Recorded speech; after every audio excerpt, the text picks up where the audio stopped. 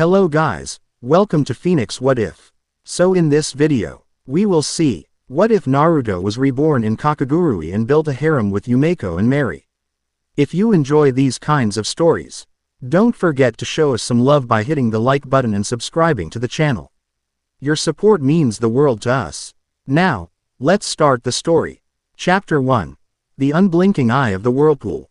The air at Hayakawa Private Academy was thick with the scent of old money, expensive perfume, and something else, something thin and sharp, like the metallic tang of a freshly drawn blade. Naruto Uzumaki felt it the moment he stepped through the grand, wrought iron gates, a subtle pressure against his skin that had nothing to do with the humid Tokyo summer. It was an atmosphere of predation, refined and polished to a mirror sheen, but no less savage for its beautiful cage. He walked the polished marble floors, his simple, unaltered black school uniform a stark contrast to the designer modifications and expensive jewelry that adorned his new classmates. They moved in tight, whispering clusters, their eyes flickering with a mixture of arrogance, anxiety, and a frightening, hungry sort of glee. They glanced at him, the new transfer student, with a brief, dismissive curiosity. He was an unknown variable, a blank card in a deck where every face had a value. For now, he was worthless. That suited him just fine.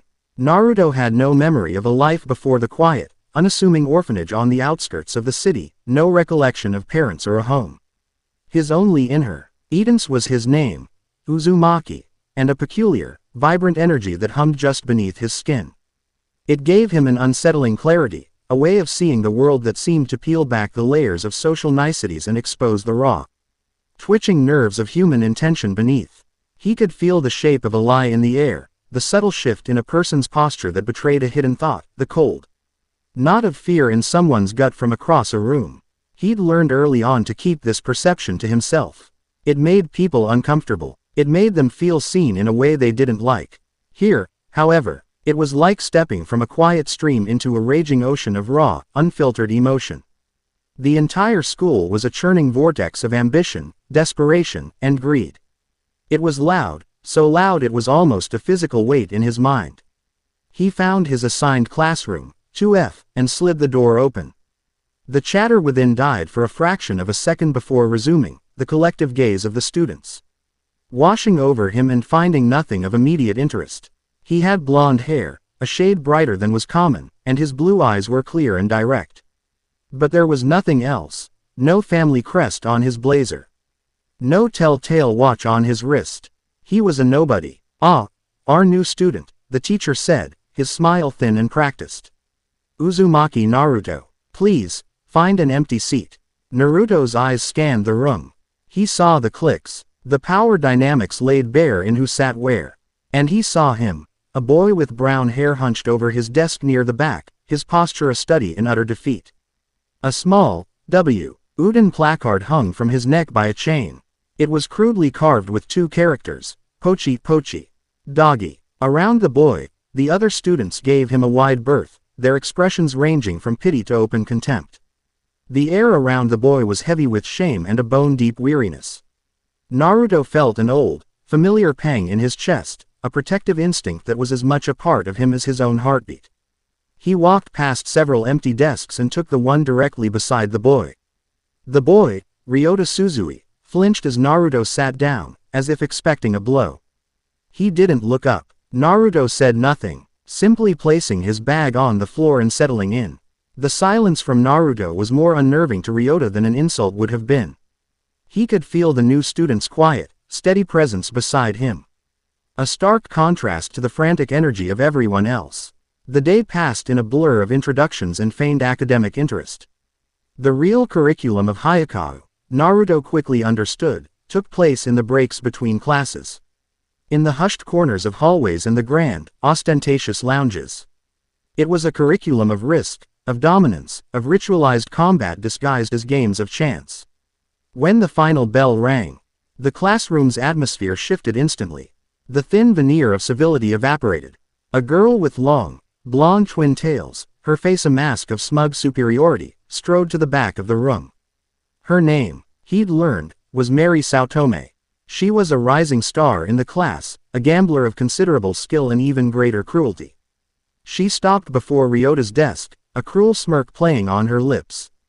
"Well, Pochi," she said, her voice carrying across the now silent room. "It's time to pay up. Your debt from this morning's game has accrued quite a bit of interest." Ryota trembled, his hands clenched into white-knuckled fists on his desk. "Saotome-san, please, I just need a little more time. I can get the money." "Time." Mary laughed, a sharp, unpleasant sound. "Time is a luxury for humans, Pochi. Not for pets. You have nothing to bet, and your debt is now 2.1 million yen. So, you'll pay me back with service. Starting now." She gestured to the floor. "On your hands and knees. You can be my footstool while I plan my evening." A few students snickered. Others watched with a detached, clinical interest, as if observing an insect being pulled apart. Ryota's face was a mess of shame and despair. His shoulders slumped, his entire body seeming to fold in on itself as he began to move, to obey. Naruto, who had been packing his bag slowly, stopped. The subtle hum of energy beneath his skin grew still, consolidating into a dense, heavy point in his chest. The room, which had felt like a chaotic ocean, suddenly had a new center of gravity. "That's enough." The words were quiet, not a shout, but they cut through the air like glass. Every head in the room turned to him. Mary Saotome's smirk faltered. She looked at Naruto as if seeing him for the first time. He was still sitting, his posture relaxed, but his blue eyes were fixed on her. They were calm, utterly devoid of fear or anger, but they held a weight that made her breath catch in her throat. "What did you say?" Mary asked, her voice tight with irritation. "I said," Naruto repeated, his gaze unwavering, "that's enough. Leave him alone." A shocked silence fell over the room. It was one thing to pity a house pet. It was another thing entirely to openly defy a superior gambler in their moment of triumph. It was a violation of the natural order. Mary's face flushed with anger. "And who are you? The transfer student. You think you can come in here on your first day and tell me what to do?" She took a step toward him, her followers fanning out behind her, a pack of hyenas sensing a challenge. "At this academy, status is everything. And you, Uzumaki, have none. This dog has a debt he can't pay. That makes him mine to command. It's the law of the school." "I don't care about the school's laws," Naruto said simply, finally rising to his feet. He wasn't particularly tall, but his presence seemed to fill the space around him, pushing back against the oppressive atmosphere. "You're enjoying this too much. Kicking someone when they're down, it's pathetic." The word, pathetic, struck Mary like a physical blow. Her pride, the very foundation of her identity in this school, was being openly attacked by a nobody. Her eyes narrowed into slits. "Pathetic," she hissed. "I'll show you pathetic. You want to defend this mutt? Fine. Take his place. Let's gamble, transfer student. Right here, right now." Ryota looked up, his eyes wide with panic. "Uzumaki-kun, no, don't. She'll destroy you. She cheats," he whispered desperately. Naruto gave Ryota a brief, reassuring glance before turning his full attention back to Mary. A slow, easy smile spread across his face, a smile that didn't quite reach his eyes. "Fine, but I'm not taking his place." He reached into his pocket and pulled out a worn, leather wallet. He opened it, revealing stacks of crisp 10,000 yen notes. It was everything he had, savings from years of odd jobs, a total of 3 million yen. "I'm not interested in your school's pecking order. I'll bet against you for his debt. All of it." He tossed the wallet onto a nearby desk. It landed with a heavy, definitive thud. 3 million yen. "If I win, you cancel his debt and leave him alone." "For good." Mary stared at the money, then at Naruto's face. This wasn't the reaction she expected. There was no fear, no hesitation. Only a quiet, unnerving confidence. It was infuriating. And intriguing. "And when you lose," she challenged, a predatory gleam in her eyes. "Your 3 million won't even cover his debt and a bet of your own. You'll need to put more on the table." "Fine," Naruto said with a shrug. "If I lose, you get the money, and I become a house pet, too. I'll be your Pochi number 2. Does that work for you?" The sheer audacity of the offer sent a ripple of excitement through the room. This was real drama. This was the lifeblood of Hayakawa. Mary's smirk returned, wider and more dangerous than before. It works perfectly. What's the game? Something simple, Naruto said, his gaze sweeping over the students who were now pulling desks into a circle, forming a makeshift arena. How about poker? 5-card draw. Nothing fancy. Boring, but acceptable, Mary agreed. One of her sycophants quickly produced a pristine deck of cards. I'll be the dealer. That's fine, Naruto said, taking his seat. Ryota hovered behind him, wringing his hands. You don't understand, Ryota whispered, his voice trembling. Her game, it's not just poker. The whole class is in on it. They give her signals. The way they hold their hands, how they tap their fingers, they tell her what cards you have. You can't win. Naruto just nodded, his eyes on Mary as she shuffled the cards with a fluid, practiced motion. I know. The simple statement stunned Ryota into silence. He knew. How could he know? And if he knew, why was he walking into the trap? Mary dealt the cards. Naruto picked up his hand, his expression unreadable. He had a pair of 7s. A weak, forgettable hand. The betting began. As per the rules, Naruto had to put in the ante for Ryota's debt, 2.1 million. He pushed a stack of bills into the center. Mary matched it with a confident flourish. The first round was a simple one. Naruto drew 3 cards. The students around them began their silent symphony. A boy to his left scratched his cheek, a signal for a high card, likely a face card. A girl across the circle brushed her hair back, a signal for a pair. Naruto didn't need to look at them directly. In the charged atmosphere of the room, their movements were like shouts in a library. He could feel the patterns, the subtle currents of information flowing toward one person at the table. His new hand was garbage. A 7 high, no pairs, no draws. Utterly worthless. Mary, a smug look on her face, raised the bet by 500,000 yen. Based on the signals, Naruto knew she had 2 pairs. A strong, but beatable hand. You look nervous, transfer student, Mary taunted. Having second thoughts. You can always fold. Of course. That means your friend here stays a dog, and your money is mine. Naruto didn't look at his cards. He looked at her, and then, something inside him shifted. The world, which had been a cacophony of emotional noise, suddenly sharpened. The background chatter of the students' thoughts faded into a low hum. The dust motes dancing in the afternoon sunbeam seemed to slow. He could hear the frantic, rabbit-fast beat of Mary's heart, a stark contrast to her cool exterior.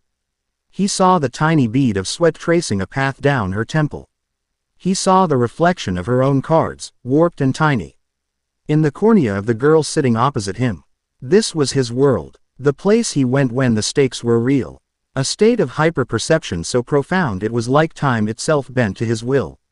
You know, Naruto said, his voice casual, conversational. My name, Uzumaki, means whirlpool. It's a funny name. Whirlpools just pull things in. They don't have a goal or a destination. They just are. Mary frowned, thrown off by the non sequitur. What are you babbling about? I'm just thinking, Naruto continued, leaning back in his chair. You've built a nice little system here. A neat little food chain. You sit at the top, and everyone else works to keep you there. It's efficient. He paused, his eyes still locked on hers. But systems like that are fragile. All it takes is one thing, one person, who doesn't play by the rules. And the whole thing falls apart. He leaned forward, a ghost of a smile on his lips. I'll see your 500,000, and I'll raise you 2 million. He pushed the rest of his cash, save for a single 10,000 yen note, into the pot. The room gasped. Ryota choked back a sound of despair. Naruto had a terrible hand. The signals had told Mary as much. This was either the bluff of a generation or the act of a complete fool. Mary's eyes widened. She studied him, searching for a tell, a twitch, a flicker of fear. There was nothing, just that calm, unnerving blue gaze. The signals said he was weak. The money said he was strong. Her system, her infallible system, was screaming at her that he was bluffing. Her instincts, honed by countless victories, were screaming the same thing. Her heart hammered against her ribs. This was it, the moment to crush him completely. To make an example of him that the entire school would talk about for months. You're a fool, she spat, her voice dripping with venom. A complete and utter idiot. I call She slammed her cards down on the table. 2 pair. Jacks and 8s. A wave of relief and triumph washed over her. It was a winning hand. A solid hand. There was almost no chance he could beat it. Naruto didn't even look at her cards. He slowly, deliberately, laid his own down, one by one. A 4 of clubs, a 10 of spades, a 7 of hearts, a 2 of diamonds, and a 9 of clubs. Garbage. Exactly as the signals had indicated. Mary let out a triumphant laugh. I knew it. You had nothing. You lose. Everything. Her followers cheered. Ryota sank to his knees, a look of absolute horror on his face. I do. Naruto agreed calmly. I lost that hand. He looked at Mary, his expression unchanged. But we're playing 5-card draw, aren't we? That was just the first game. The bet carries over. Mary's laughter died in her throat. He was right. It wasn't a single-hand showdown. It was a game. He'd lost a massive pot, but he wasn't out. He still had that single 10,000 yen note. You're just delaying the inevitable, she snarled, scooping up the massive pile of yen. Her hands were shaking slightly. The victory felt hollow. He hadn't broken. He hadn't even flinched. Shuffle and deal, Naruto said, sliding his last note into the ante-circle. The second hand was dealt. This time, Naruto's starting hand was a pair of kings. A powerful start. The signals began anew. A boy adjusted his collar. A girl tapped her pen. They were painting a picture for Mary, telling her exactly what he held. He knew she had a low pair. He drew 3 cards. He got another king. 3 of a kind. A monster hand. The signals his classmates sent were now a frantic, confusing mess. They knew he had a strong hand, but they were also trying to signal their own cards to each other, to coordinate against him. It was chaos. But to Naruto's heightened senses, it wasn't chaos at all. It was a symphony. He could hear every note, every instrument. He knew not only his own hand, but he could make an incredibly accurate guess as to Mary's and the hand she thought she could draw to. She was drawing for a straight. He could feel it in her desperation. In the way she discarded, in the frantic signals being sent by her lackeys. Mary bet, confident that he couldn't have anything too powerful. Naruto looked her in the eye. You know, the thing about whirlpools, he said, picking up his previous, irrelevant train of thought, is that the closer you get to the center, the faster you move. You get pulled in, and you can't escape. You think you're in control. But you're just debris, caught in the current. He pushed his small stack of chips forward. All in. It was a tiny bet compared to the mountain of cash she now had. It was meaningless. But his words, his gaze, they were not. They were full of a certainty that chilled her to the bone. She felt a flicker of doubt. Could he have hit a lucky hand? No, impossible. Her system was perfect. Call, she snapped. Naruto showed his 3 kings. Mary's eyes went wide. She showed her hand. A busted straight draw. She had nothing. Naruto raked in the small pot. It was a pittance. But it wasn't about the money. He looked around the room, his eyes sweeping over the signalers. He met each of their gazes for a fraction of a second, and in that moment, they felt utterly, completely exposed. They felt his perception on them like a physical touch, and they knew, with a dawning, sickening certainty, that he saw everything. One by one, they looked away. The signals stopped. The system was broken. Now, it was just him and her. A real game. The next few hands were a blur. Naruto played with a quiet, brutal efficiency. Without her network of spies, Mary was still a good player, but she was just a person. He was something else. He read her bluffs. He folded on her strong hands. He bled her stack chip by chip, pot by pot. He didn't taunt her. He didn't speak. He just played, his focus absolute. His calm a suffocating blanket of pressure. The mountain of cash in front of her dwindled. The smug confidence drained from her face, replaced by a pallid, desperate anxiety. She was losing. To him. The nobody. The transfer student. It came down to the final hand. She had just over 2.5 million yen left. He had clawed his way back, amassing the rest. The pot was for the entire school's social structure. For her pride, for Ryota's freedom. She dealt. Her hands were slick with sweat. Naruto picked up his cards. His face remained a placid mask. She looked at her hand. A full house. Aces over queens. A monster. A hand that appears, on average, once every 694 hands. It was salvation. It was victory sent from the heavens. A genuine, triumphant smile bloomed on her face. The relief was so intense it was dizzying. "It seems my luck has returned," she said, her voice shaking with suppressed elation. She bet everything, all in. She pushed her entire stack into the middle.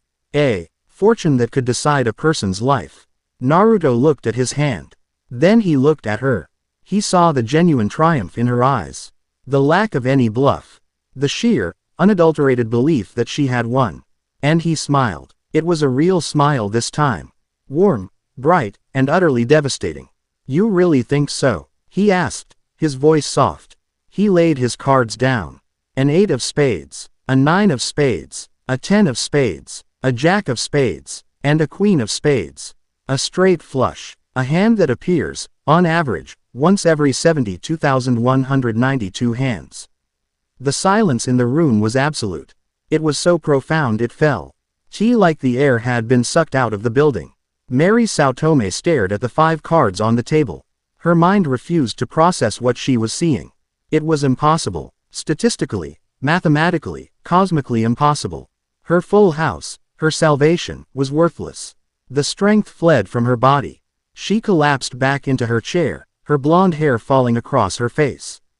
The sound that escaped her lips was a choked, broken sob. She had lost. She hadn't just been beaten, she had been annihilated.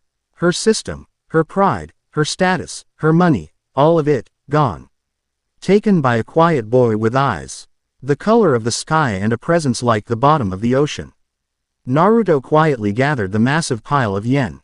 He walked over to the petrified Ryota and handed him the wooden, pochi, tag. "I think this is yours," he said. His voice gentle. Then he took the 2.1 million yen of Ryota's debt from the pile and pushed it toward Mary. "This is yours. Keep it." Mary looked up, her face streaked with tears. Her expression a mixture of confusion and humiliation. "What? Why? I don't want your money," Naruto said, stuffing his own 3 million back into his worn wallet. "I told you, I was betting for his debt.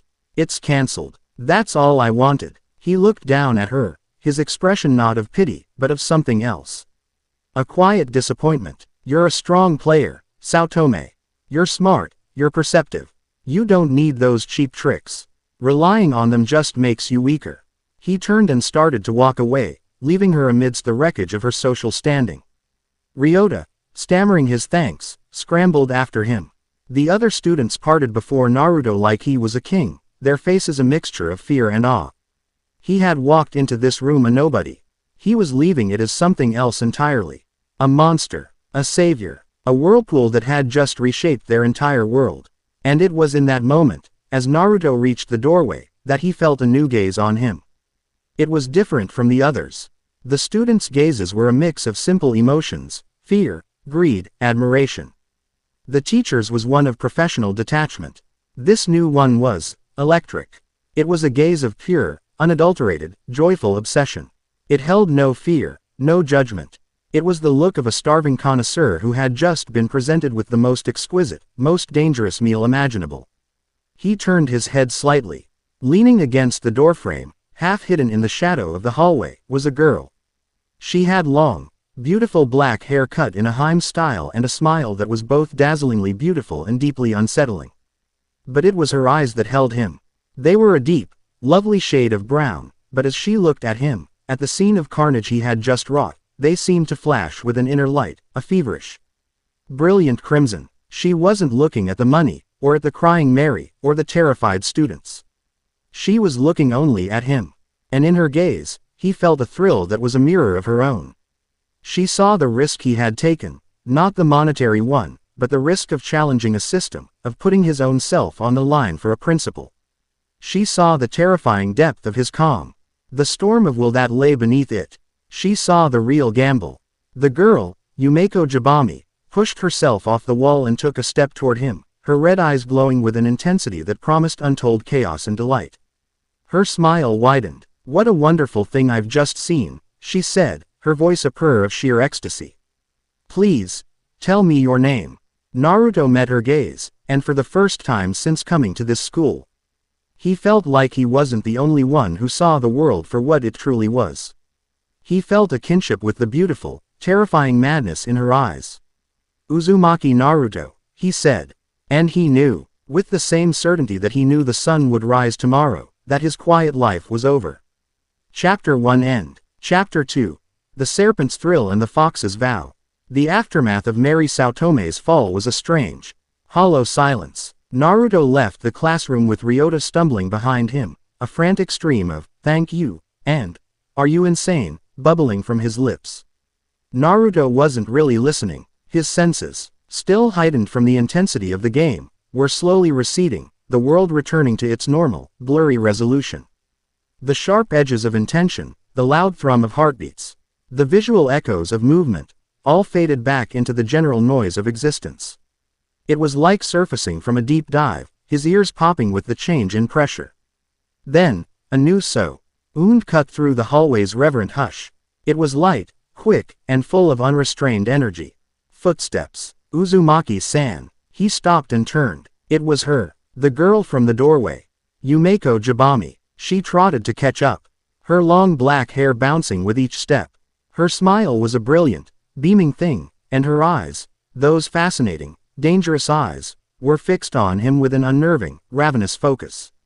Ryota audibly squeaked and took a half-step back, instinctively recognizing a different, more volatile kind of predator than Mary Saotome. That was simply breathtaking, Yumeko chirped, her hands clasped before her as if she were describing a masterpiece at a museum. Truly, utterly magnificent. Naruto raised an eyebrow. It was a card game. No, no, no, she insisted, wagging a finger. It was so much more than that. A card game is what happens when you follow the rules. You didn't. You played an entirely different game. She leaned in closer, her voice dropping to a conspiratorial, excited whisper.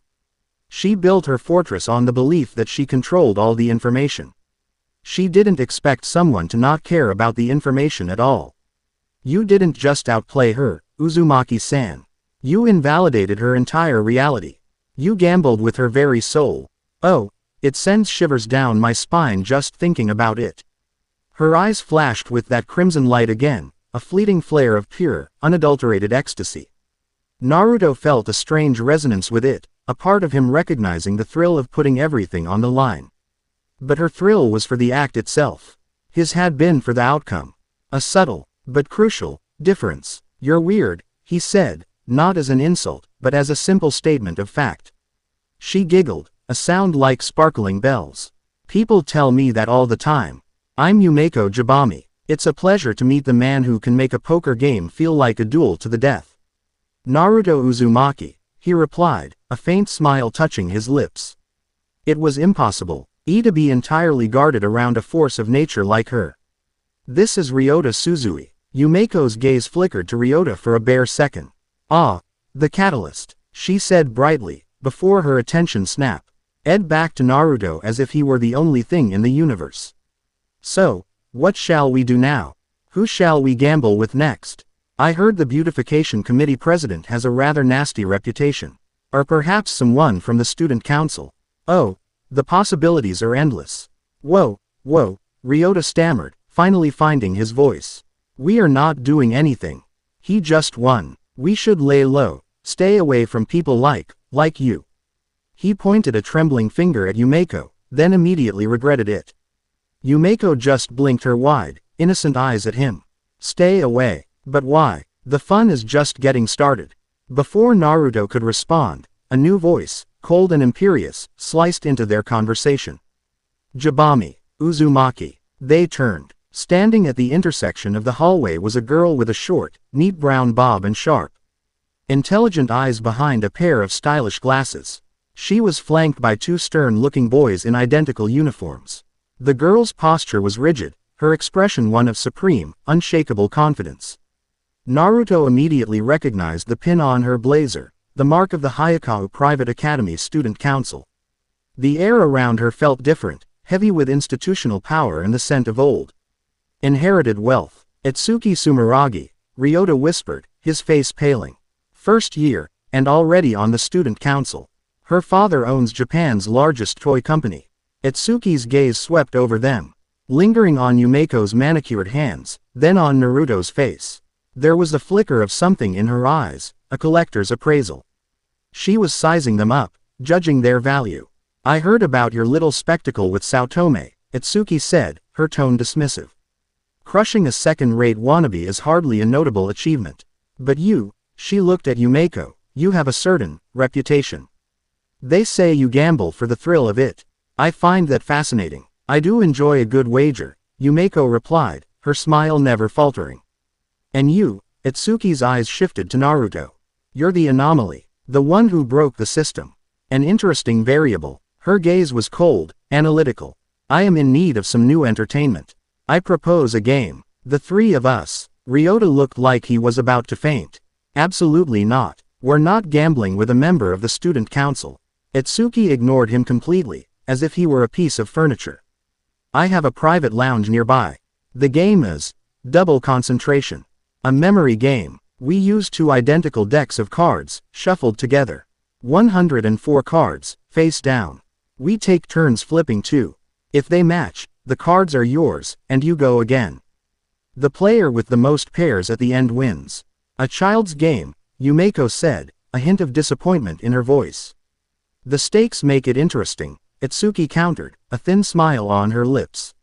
She gestured for one of her guards, who opened a small, polished mahogany box. Inside, nestled on velvet, was a collection of what looked like polished ivory slivers. Naruto realized with a jolt what they were. Human fingernails and toenails, perfectly preserved and mounted. I am a collector, Itsuki said, her voice laced with pride. I enjoy collecting things of unique value. Your buy-in, she said to Yumeko, will be 20 million yen.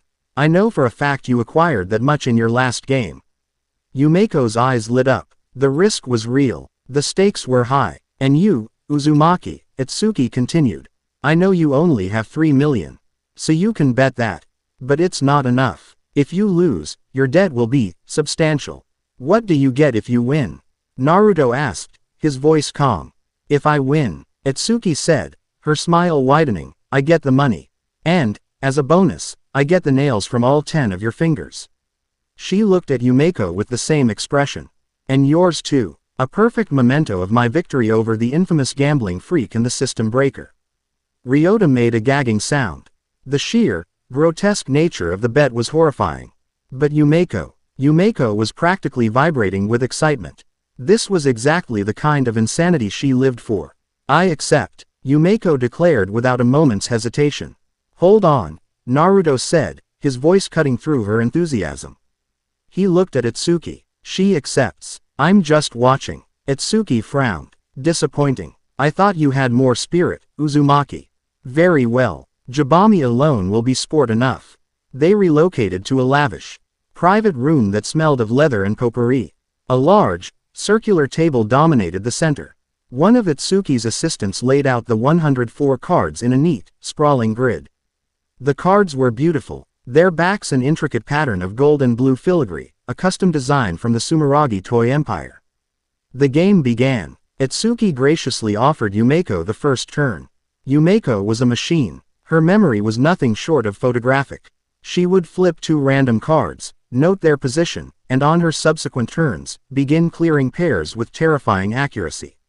She took the first 2 pairs easily. A small, confident smile played on her lips. Then it was Itsuki's turn. She placed her fingers lightly on the table, her eyes scanning the grid. She flipped a card, a 3 of hearts. Then, with no hesitation, she reached across the table and flipped another card from the opposite side. A 3 of hearts, a perfect match, a 1 in 101 guess. Lucky me, Itsuki said with a small, smug smile. Since she'd made a match, she got to go again. She flipped a king of clubs. Then, again, with absolute certainty, she flipped another card 50 cards away. The other king of clubs. Yumeko's smile faltered. Naruto, standing behind her, felt his focus sharpen. Ryota was sweating, watching the impossible unfold. Turn after turn, it was the same story. Miko would use her flawless memory to clear the pairs she had seen. But Itsuki was making guesses that defied all probability. She was matching cards she had never seen before, clearing the board with an unnatural efficiency. The pile of cards in front of Itsuki grew into a mountain. Yumeko's pile remained pitifully small. My, Jabami-san, Itsuki taunted, her voice dripping with false sympathy. It seems your luck has run out. Your 20 million yen is already forfeit. Are you ready to concede? Yumeko was breathing heavily, her usual manic glee replaced by a frustrated, furious intensity. She wasn't just losing, she was being made a fool of. Her greatest weapon, her memory, was being rendered useless against an impossible opponent. The thrill of the risk was souring into the humiliation of a rigged game. No, Yumeko said, her voice tight. I haven't lost yet. I'll raise the wager. With what? Itsuki scoffed. You have nothing left. Yumeko looked down at her own hands, at her perfectly manicured nails. A slow, dangerous smile spread across her face. The crimson glow returned to her eyes, brighter and more feverish than ever. You wanted these, didn't you, Sumeragi-san? Very well, I will bet my nails. All 10 of them, against another 20 million yen from you. Let's see whose resolve is stronger. She was about to sacrifice a part of her own body, not for victory, but for one more hit of that intoxicating thrill of risk. Just as Itsuki's face lit up with greedy delight, Naruto moved. He stepped forward and placed his hand gently but firmly over Yumeko's on the table. No, the word was quiet, but it landed with the force of a slammed door. Yumeko looked up at him, her ecstatic trance broken. She saw the hard, serious look in his blue eyes. Uzumaki-kun, I'll play with you, he said. His voice low and steady, for her ears only. Then he looked at Itsuki, his gaze like chips of ice. But we're changing the stakes. We're a team now. My 3 million is in. We play together. If we lose, you get our combined debt, and you get her nails. But if we win, he let the sentence hang in the air. Itsuki laughed. You want to join a sinking ship. How noble, and how foolish. Fine, your 3 million is a nice little bonus. What could you possibly want from me that is worth more than the 40 million yen and the collateral on the table? Your seat on the student council, Naruto said without blinking. The room went dead silent. Ryota looked like his soul was trying to leave his body. To challenge a student council member for their seat was a declaration of war against the entire ruling body of the academy. Itsuki stared at him, momentarily speechless. Then she threw her head back and laughed, a genuine, delighted laugh. You have nerve, Uzumaki. I'll give you that, to throw your entire future away for a madwoman you just met. It's beautiful, in a pathetic sort of way. I accept. Let's see you try to overcome a miracle. Yumeko looked at Naruto, 1,000 questions in her eyes. He simply gave her a small, almost imperceptible nod. A silent message passed between them. Trust me. She nodded back, her expression shifting from frantic mania to a focused, curious intensity. Our turn, Naruto said, his hand still resting near Yumeko's. He didn't look at the cards. He closed his eyes. What are you doing? Itsuki sneered. Praying. Naruto didn't answer. He let the visual world fade away. He let the noise of the room, the scent of the leather, Ryota's panicked breathing, all of it recede. He focused on that subtle, humming energy within him, letting it expand. Letting his perception shift. And then he felt it. It was faint, so faint that a normal person would never notice it. But to his heightened senses, it was a clear and obvious map. The custom-made cards weren't just pretty. Their intricate backing contained traces of a heat-sensitive ink. When activated by the subtle warmth of the room, or perhaps by a hidden mechanism in the table, they gave off a microscopic, almost non-existent heat signature. The pairs gave off the exact same signature. Itsuki wasn't guessing. She was feeling her way to victory. To Naruto, the table was no longer a grid of 104 identical cards. It was a landscape of gentle hills and valleys of warmth. He could feel the matching peaks, the identical thermal signatures, scattered across the felt. He opened his eyes. He looked at Yumeko. She was watching him, waiting. How to tell her, how to guide her without speaking, without letting Itsuki know her cheat had been discovered. He began to tap his finger on the table. A slow, steady rhythm. Tap, tap, tap. It was the rhythm of a calm heartbeat. It was a rhythm that said go. It's safe. Yumeko looked at him, then at the board. She reached out and flipped a card. A jack of diamonds. She paused, listening to his tapping. It continued, steady and unbroken. She reached for another card, one she hadn't seen. She flipped it, the other jack of diamonds. A match. Her eyes widened slightly. She looked at Naruto. His expression was placid, his finger still tapping that slow, steady beat. It was her turn again. She flipped a new card. A 6 of spades. She looked around the board, her own memory fighting with the new, instinctual guidance she was receiving. She glanced at a card she knew wasn't the match. Naruto's tapping stopped. The silence was deafening in its own way. It was a warning. Yumeko's hand froze. She looked back at him. His eyes were calm, but direct. Not that one. Her gaze shifted. She looked at another card, far across the table. Tap. Tap. The rhythm started again, but this time it was a quick double tap. That one. She flipped it. The other 6 of spades. A giddy, breathless laugh escaped her lips. This was a new kind of thrill. It wasn't just gambling. It was a duet, a dance on the edge of a knife, performed by two people moving as one. She didn't know how he knew. It didn't matter. All that mattered was the perfect, unspoken synergy between them, the silent language of rhythm and instinct. And so they began. Yumeko would flip a card. Naruto's tapping would guide her hand, his rhythm her only map. A steady beat for a random pick. A sudden silence for a trap. A quick double tap for the confirmed match. It was a symphony of perception and memory, of his unnatural senses and her flawless recall. Itsuki watched, her face twisting from smug confidence to disbelief, then to raw, naked panic. They weren't just guessing. They weren't just lucky. They were clearing the board with a speed and precision that surpassed even her own cheated method. They were taking her pairs, her certain victories, right out from under her. How? She whispered, her voice trembling. How are you doing this? Naruto didn't answer. He just kept tapping, his focus absolute. During one particularly long turn, as Yumeko cleared 4 pairs in a row, he felt it again. A presence. It wasn't in the room. It was outside, distant. But its focus was sharp and cold. It felt like being observed through a telescope from a frozen, lifeless moon. It was an analytical, predatory gaze, utterly devoid of emotion. It was the same feeling he'd had during the game with Mary, only stronger now, more focused. He pushed the feeling aside. There was a more immediate dragon to slay. The piles of cards shifted. Theirs grew into a mountain. Itsuki's dwindled to nothing. They had taken every remaining pair. The game was over. Itsuki Sumeragi stared at the empty table, then at her own empty hands. Her cheat, her wealth, her status, none of it had saved her. She had been utterly, completely dismantled. A choked sob escaped her lips, and she crumpled in her chair, a broken doll of a girl who had lost everything. Naruto stood up. He walked over to the mahogany box holding her grotesque collection. He picked it up, and without a word, let it drop to the floor. The box shattered, the preserved nails scattering across the expensive carpet like discarded teeth. Let's go, he said to Yumeko. They left the lounge, leaving Itsuki to her ruin and Ryota to hyperventilate in the corner. They walked in silence down the hallway, the adrenaline of the game slowly fading. The air between them was charged, electric.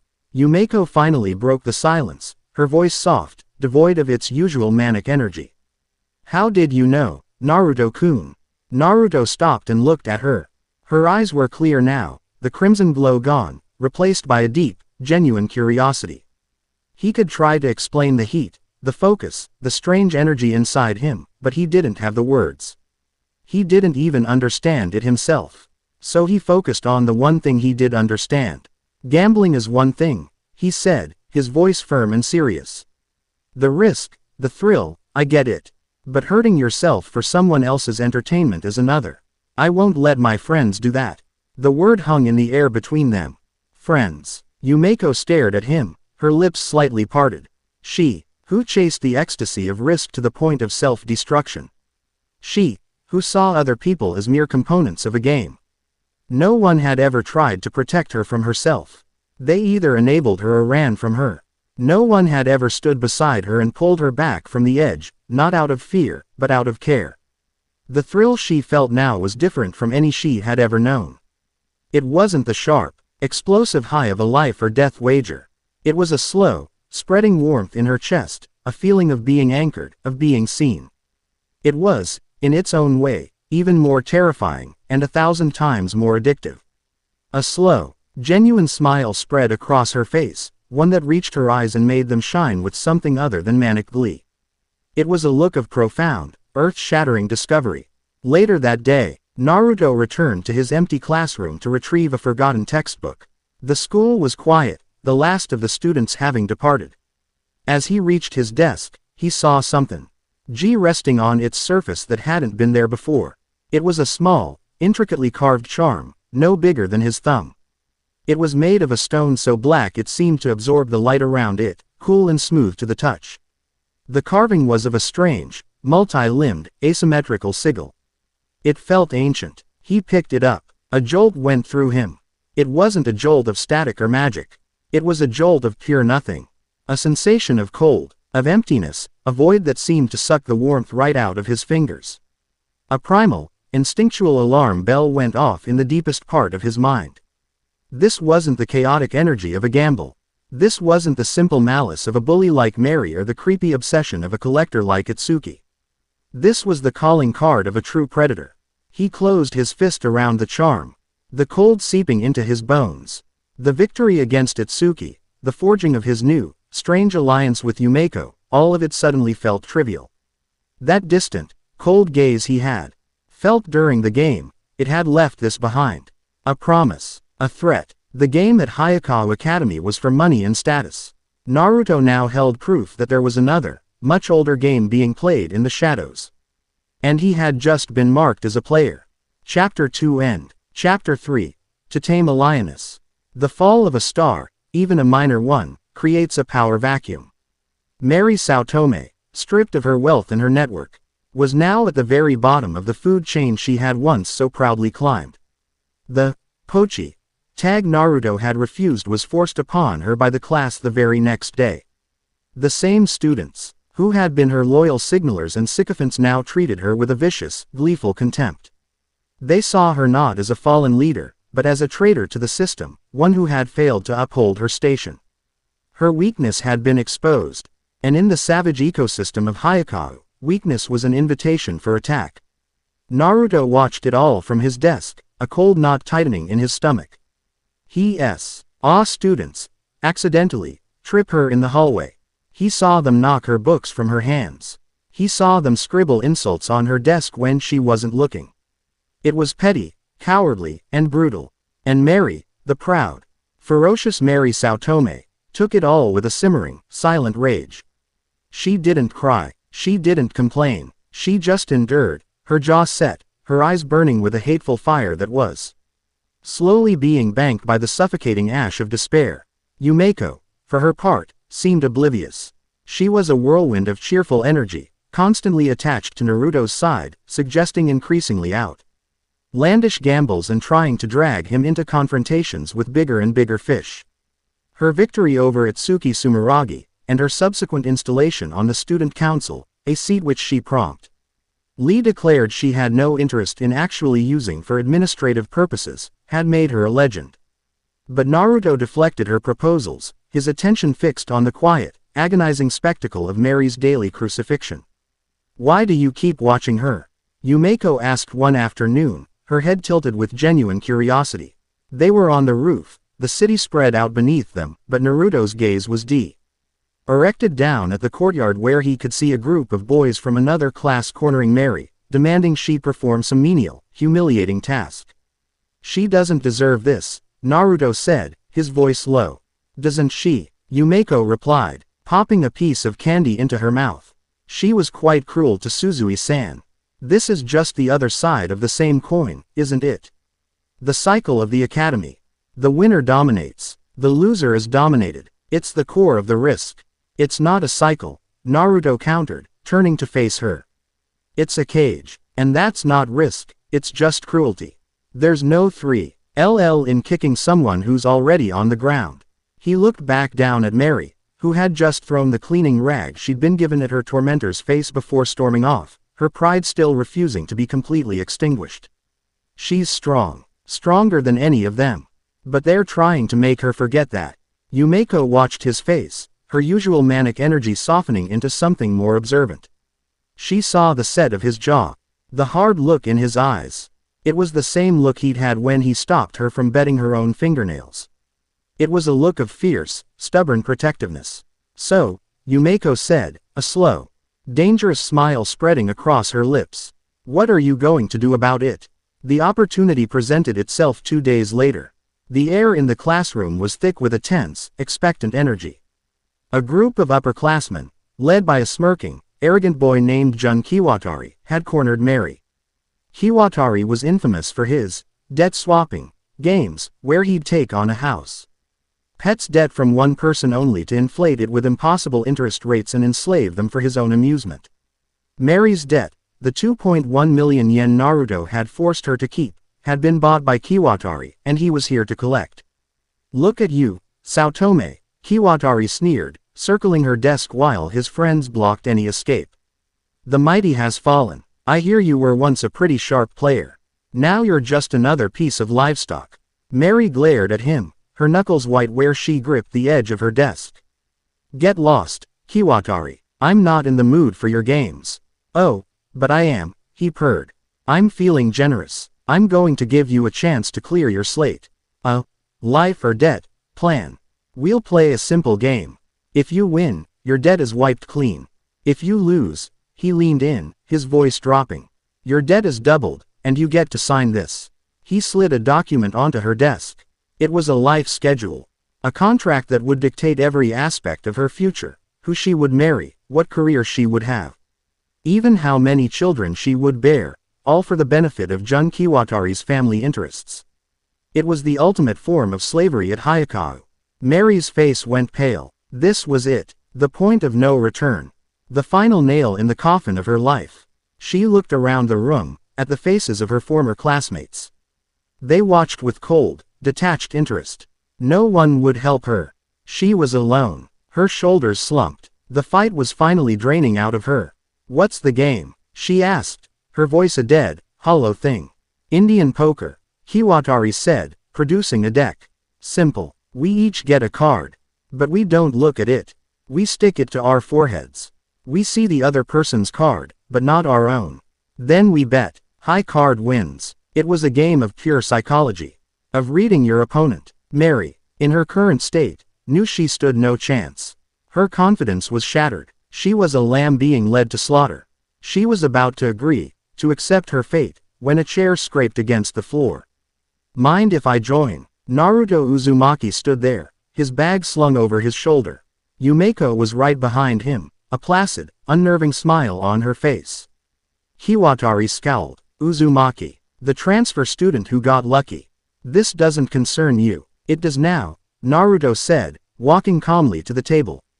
He didn't look at Mary. He looked directly at Kiwatari. She's not playing against you.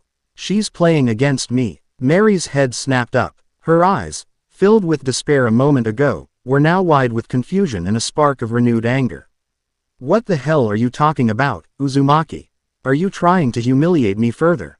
No, Naruto said, his voice even. He sat down opposite her, forcing Kiwatari to step back. I'm offering you a way out. But you're going to have to earn it. He looked at the stunned Kiwatari. New deal. The three of us play. I'll cover her 2.1 million yen buy-in. We play a three-way hand of Indian poker. If she wins, her debt to you is gone. If you win, you get her debt plus my buy-in. And if I win, Naruto paused. I get her debt. It gets transferred to me. Kiwatari's eyes gleamed with greed. It was a no-lose situation for him. If Mary won, he lost a debt he'd only just acquired. If he won, he got cash. If Naruto won, he still got the debt off his books and was paid in full. Deal, he said instantly. Mary stared at Naruto, her expression a maelstrom of conflicting emotions. Why? She choked out. Why are you doing this? Do you pity me? Is that it? I don't want your pity. Naruto finally met her gaze. His blue eyes were intense, serious.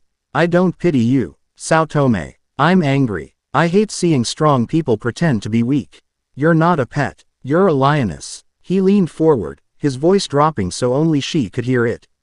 I saw how you played before I stepped in. You were brilliant, ruthless. You built a system from nothing. That person is still in there. Now, stop feeling sorry for yourself and show them your claws. He tapped the table. I'm betting on you. Her breath hitched. His words weren't comforting. They were a challenge, a slap in the face.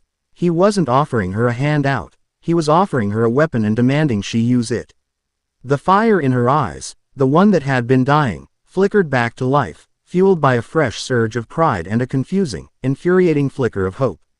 Fine, she spat, her voice raspy. Fine, Uzumaki. But when I win, don't you dare think I owe you a damn thing. Wouldn't dream of it, he said with a small smile. Yumeko clapped her hands together, her eyes dancing with delight. Oh, this is wonderful, a battle of the soul. She took on the role of dealer, her movements fluid and theatrical. Place your cards on your foreheads, please. Kiwatari, brimming with confidence, drew a card and slapped it to his forehead. Mary, her hand trembling slightly, did the same. Naruto calmly followed suit. Naruto looked across the table. He could see their cards, but not his own. Mary had a Queen of Hearts. A very strong card. Kiwatari had a 9 of Spades. A decent card, but beatable. The problem was, they could see his card. And from the sudden, greedy widening of Kiwatari's eyes, Naruto knew his own card must be pitifully low. Well, Kiwatari chortled, staring at the card on Naruto's forehead. Looks like it's my lucky day. He looked at Mary. Her queen was strong, but she didn't know that. All she knew was that Kiwatari was looking at Naruto with supreme confidence. Her logical mind would assume Kiwatari had a high card, and that Naruto had a low one. The betting started with Kiwatari. I'll bet 500,000, he said, pushing a stack of chips forward. He was trying to push Mary out of the hand, to isolate Naruto, whose low card he could see. It was Mary's turn. Her mind was racing. Kiwatari was confident. He likely had a king or an ace. Her own card was unknown, but Naruto's was clearly a dud. The smart move, the logical move, was to fold. To cut her losses and let Naruto take the fall he'd so stupidly volunteered for. It was the safe play. She looked at Naruto. He was watching her, his expression unreadable. But she remembered his words. I'm betting on you. He had put his own money, his own status on the line, not to save her, but because he believed she could save herself. It was the most infuriating, arrogant, and strangely compelling thing anyone had ever done for her. He wasn't making a safe play. He was making a risky one. He was vulnerable, and he had left the opening for her. She looked at Kiwatari's smug face, at his cronies smirking behind him. She thought of the insults, the tripping, the humiliation. And a savage, brilliant rage burned through her. To hell with the safe play. I see your 500,000, she said. Her voice clear and strong, all trace of its earlier hollowness gone. And I raise you 1 million yen. Kiwatari's smirk faltered. This wasn't part of the plan. He glanced at Yumeko, who was acting as the bank. She doesn't have 1 million yen. She's betting on credit against her current debt, Yumeko announced cheerfully. Perfectly valid. Now it was Naruto's turn. He had a low card. Kiwatari knew it. Mary had just made a hugely aggressive move. Folding was the only sane option. Fold, idiot, Kiwatari sneered at Naruto. Get out while you can. Naruto ignored him. He looked at Mary, and a slow smile spread across his face. She had taken the bait. She had chosen to fight. I call, he said, pushing his own chips in. Kiwatari was floored. Mary was bluffing. She had to be. And Naruto was calling with a card he knew was garbage. What was happening? The simple, straightforward game had become a chaotic mess. But he still had the advantage. He knew Naruto's card was low.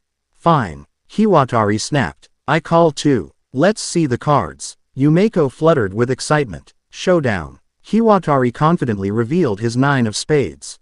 Mary took a deep breath, pulled the card from her forehead, and slammed it down. The Queen of Hearts. Kiwatari's face fell. A queen. Damn it. Now all eyes were on Naruto.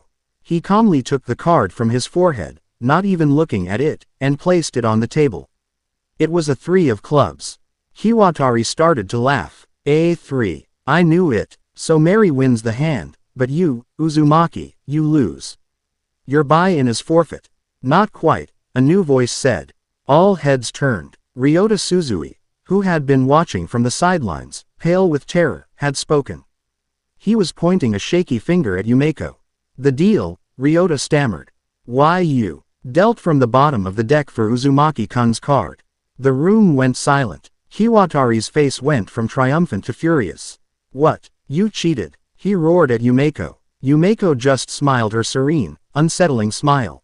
Oh, did I? I must be so clumsy. My. In that case, the hand is invalid. We'll have to play again. Naruto looked at Yumeko. She gave him a tiny, almost imperceptible wink. She hadn't cheated for him to win. She had cheated visibly, creating a chaotic element, a distraction. She was throwing gasoline on the fire he had started. We are not playing again. Kiwatari fumed. He lunged across the table, grabbing for the chips. He never made it. Naruto moved in a blur. He wasn't a martial artist, but he had a preternatural grace and economy of motion. He sidestepped Kiwatari's lunge, grabbed his outstretched arm, and used his own momentum to spin him around, pinning his arm behind his back in a lock that was both inescapable and painful. Kiwatari's cronies started to move forward. I wouldn't, Naruto said, his voice dangerously quiet. The pressure he was applying to Kiwatari's arm was immense. The arrogant upperclassman let out a pained squeal. Mary watched, stunned. The entire situation had spiraled out of control. It had gone from a psychological gamble to a physical confrontation in the blink of an eye. And Naruto, he was at the center of it, calm and completely in command. A whirlpool pulling all the chaos into himself. He leaned down, his mouth next to Kiwatari's ear. Here's the new, final deal. You're going to forgive her debt. All of it. You're going to walk out of this room and you're going to tell everyone that Mary Saotome beat you, fair and square. And you will never, ever bother her again. Understand? Go to hell, Uzumaki. Kiwatari gasped. Naruto applied a little more pressure. A sickening crack echoed in the silent room. Kiwatari screamed. I can break it, Naruto said, his voice as calm as if he were discussing the weather. Or I can let go. Your choice. Okay. Kiwatari shrieked, tears of pain and humiliation in his eyes. I'll do it, I swear. Just let go. Naruto released him. Kiwatari stumbled away, clutching his arm, his face a mask of terror and hatred. He glared at Naruto, then at Mary, then turned and fled the room, his friends scrambling after him. The classroom was silent, save for the sound of Mary's ragged breathing. She stared at Naruto, who was calmly straightening his uniform, as if he hadn't just dislocated and then reset a boy's shoulder. He had orchestrated the entire thing. The game, his vulnerable position, Yumeko's chaotic interference, it was all a stage. A stage designed to force Mary to act, to reignite her fighting spirit. He hadn't just saved her. He had given her the tools and the opportunity to save herself. With a healthy dose of his own brand of chaotic intervention. She stood up, her legs shaky. She walked over to him, stopping just inches away. The rest of the class watched, holding their breath. Was she going to thank him? Hit him? She just stared at him, her golden brown eyes searching his face. Why? She asked again, but this time the word wasn't angry. It was full of a raw, desperate need to understand. Why would you do all that, for me? Because I hate seeing strong people pretend to be weak, he answered, his voice softer now.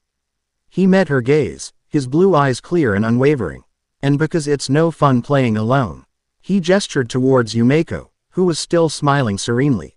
Yumeko is the storm, the chaos. She's necessary, but a storm without direction is just noise. I'm the eye, the calm center that gives it purpose. He looked back at Mary, his gaze intense. But we're still missing a piece. We need a strategist, someone who can see the whole board. Who understands the systems we're fighting against because she's lived them. Someone who can plan 3 moves ahead while we're kicking the table over. He offered her a hand. Not in pity, not in charity. It was an offer of partnership, of equality. We need you, Saotome.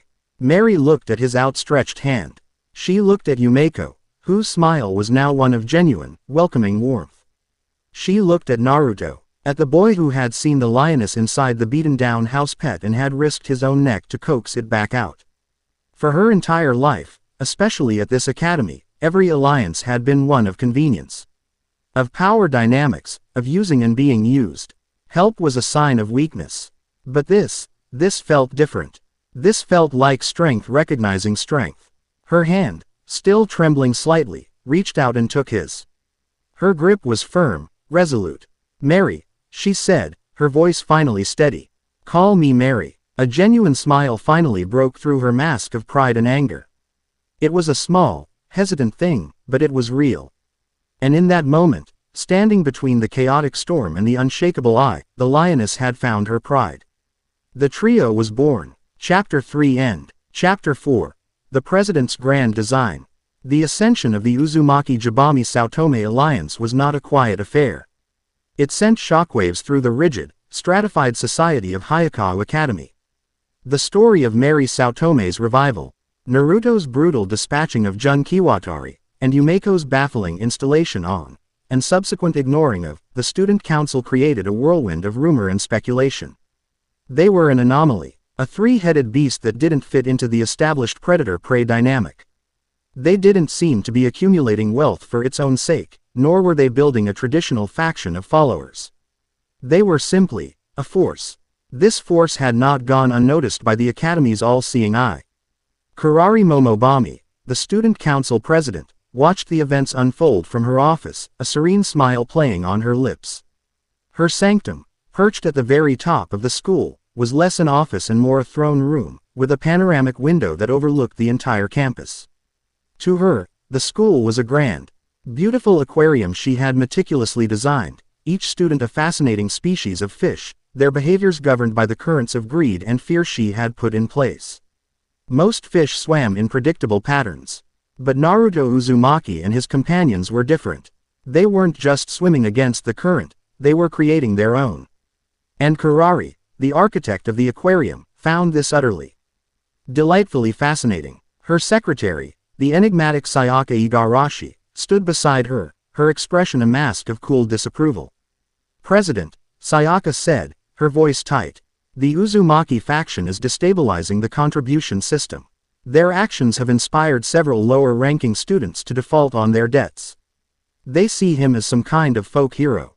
It's creating disorder." "Is it?" Kurari mused, her pale eyes fixed on a distant point in the courtyard below where she could just make out three figures, one blonde, one dark-haired, one with twin tails, laughing about something. "Or is it creating a new, more interesting order? An ecosystem cannot evolve without the introduction of a new apex predator." She turned from the window, her smile widening. "The water has become stagnant. Sayaka, it's time to stir things up. Announce the beginning of the heirloom exchange tournament."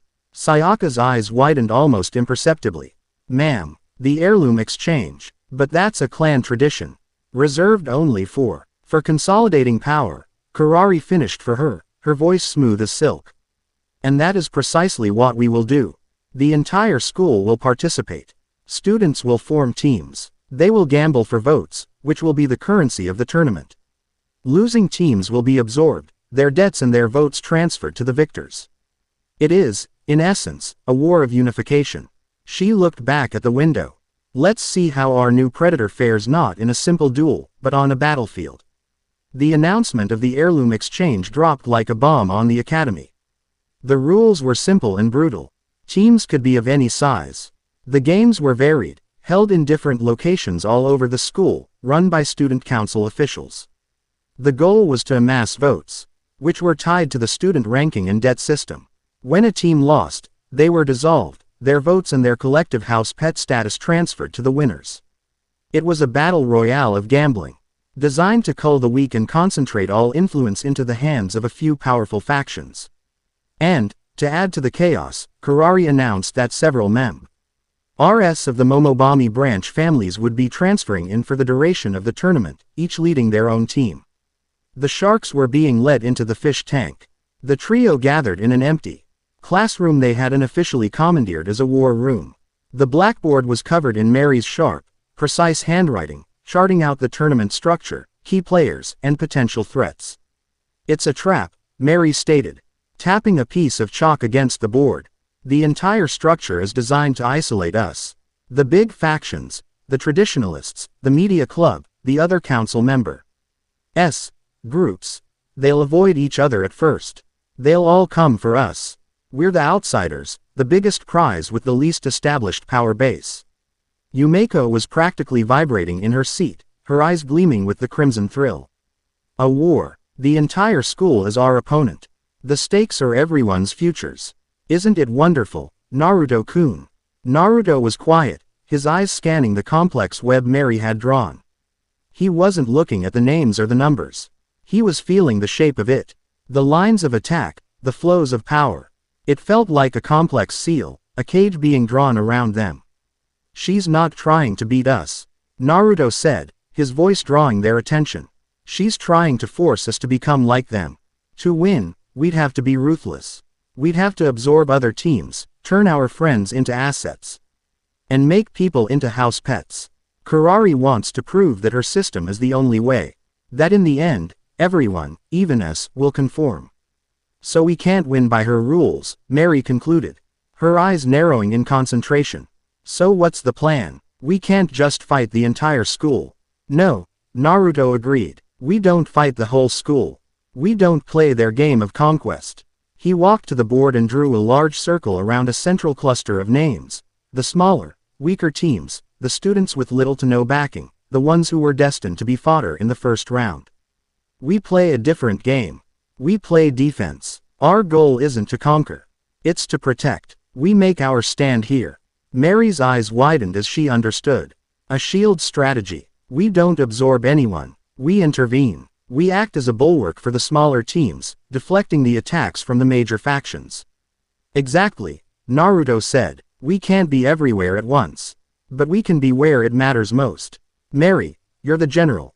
You see the whole map. You tell us where the biggest fires are. Yumeko. He turned to her, a knowing look in his eyes. You're our spear. I want you to go cause trouble.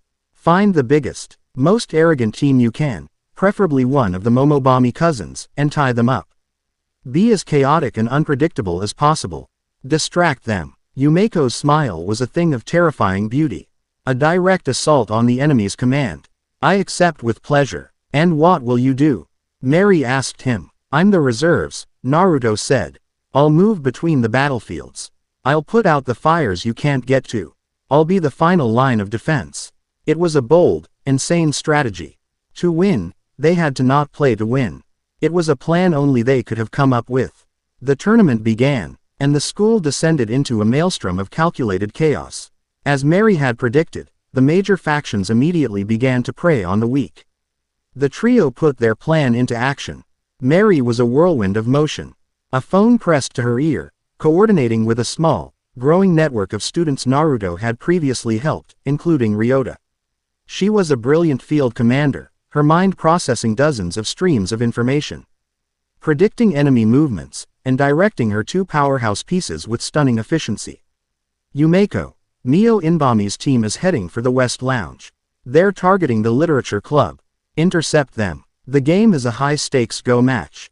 Naruto, Arami Mushibami is cornering the Photography Club on the third floor. The game is a fingertip guillotine. It's designed to intimidate. Go, now. Yumeko dove headfirst into the belly of the beast.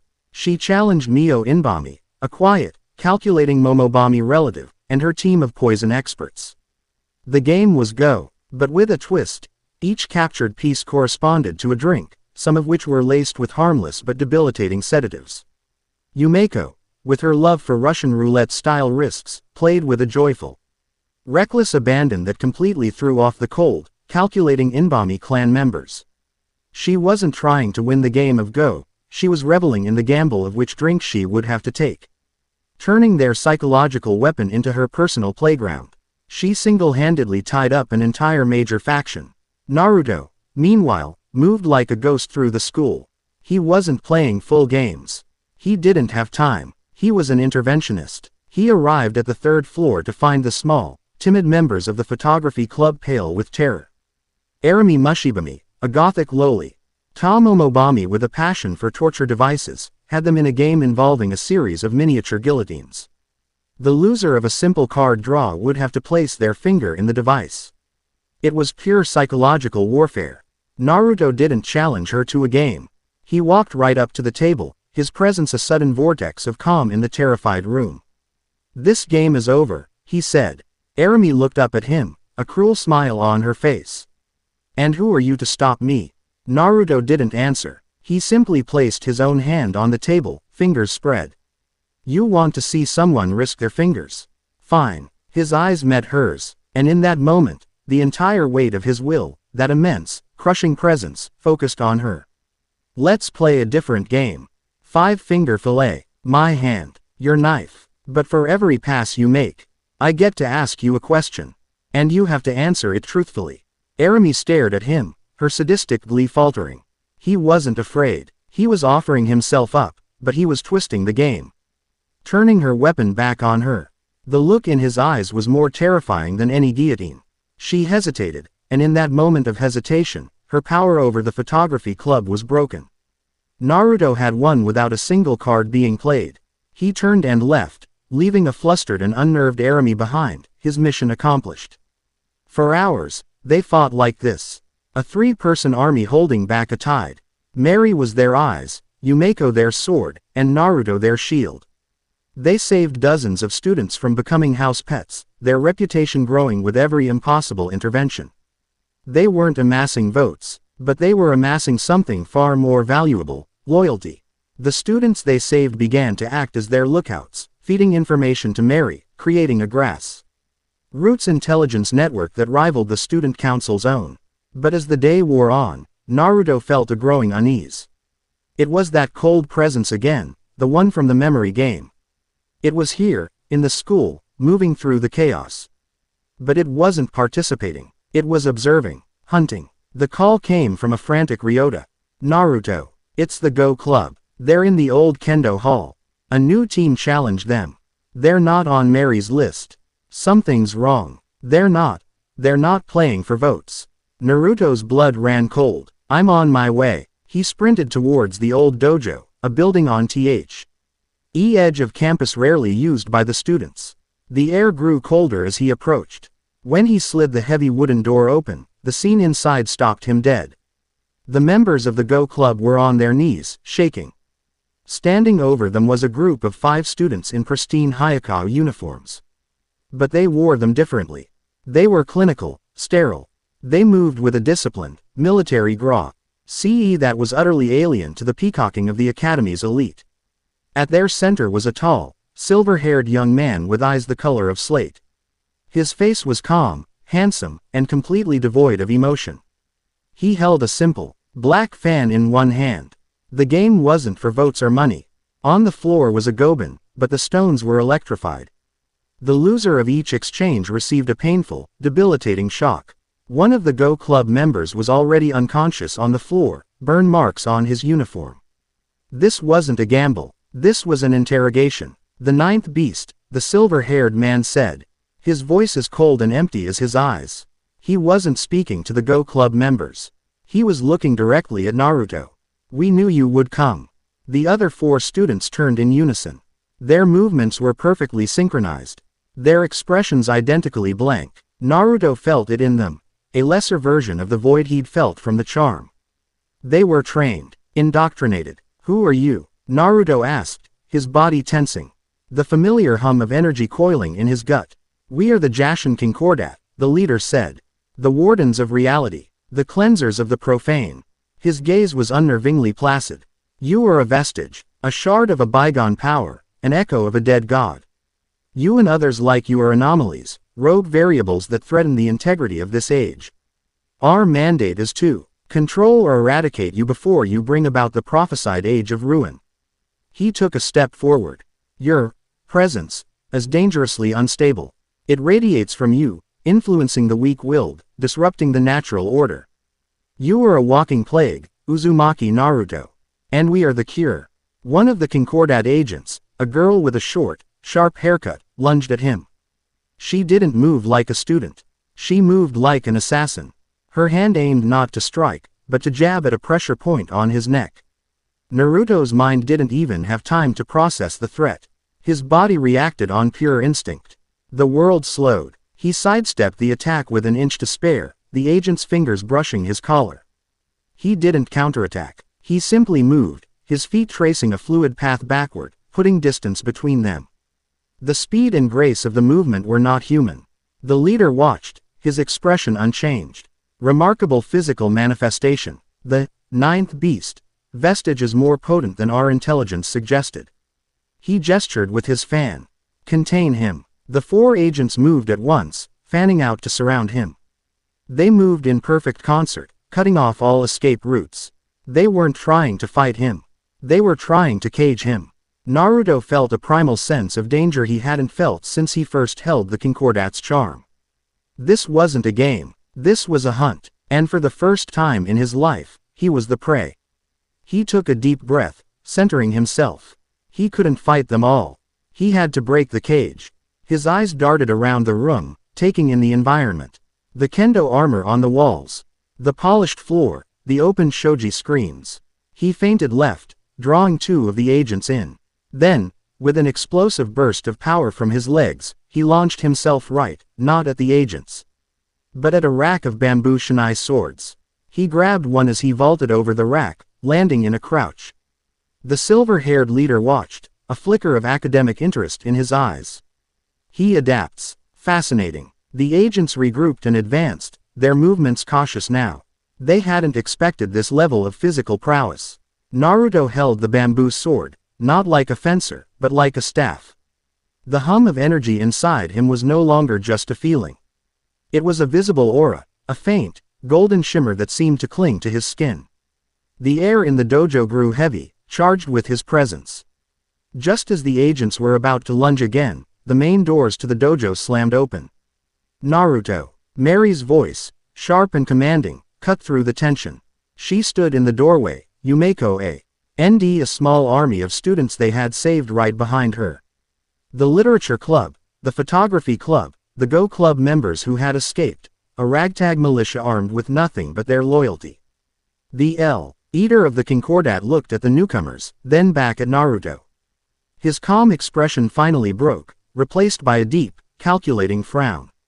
Naruto's power wasn't just his own physical ability.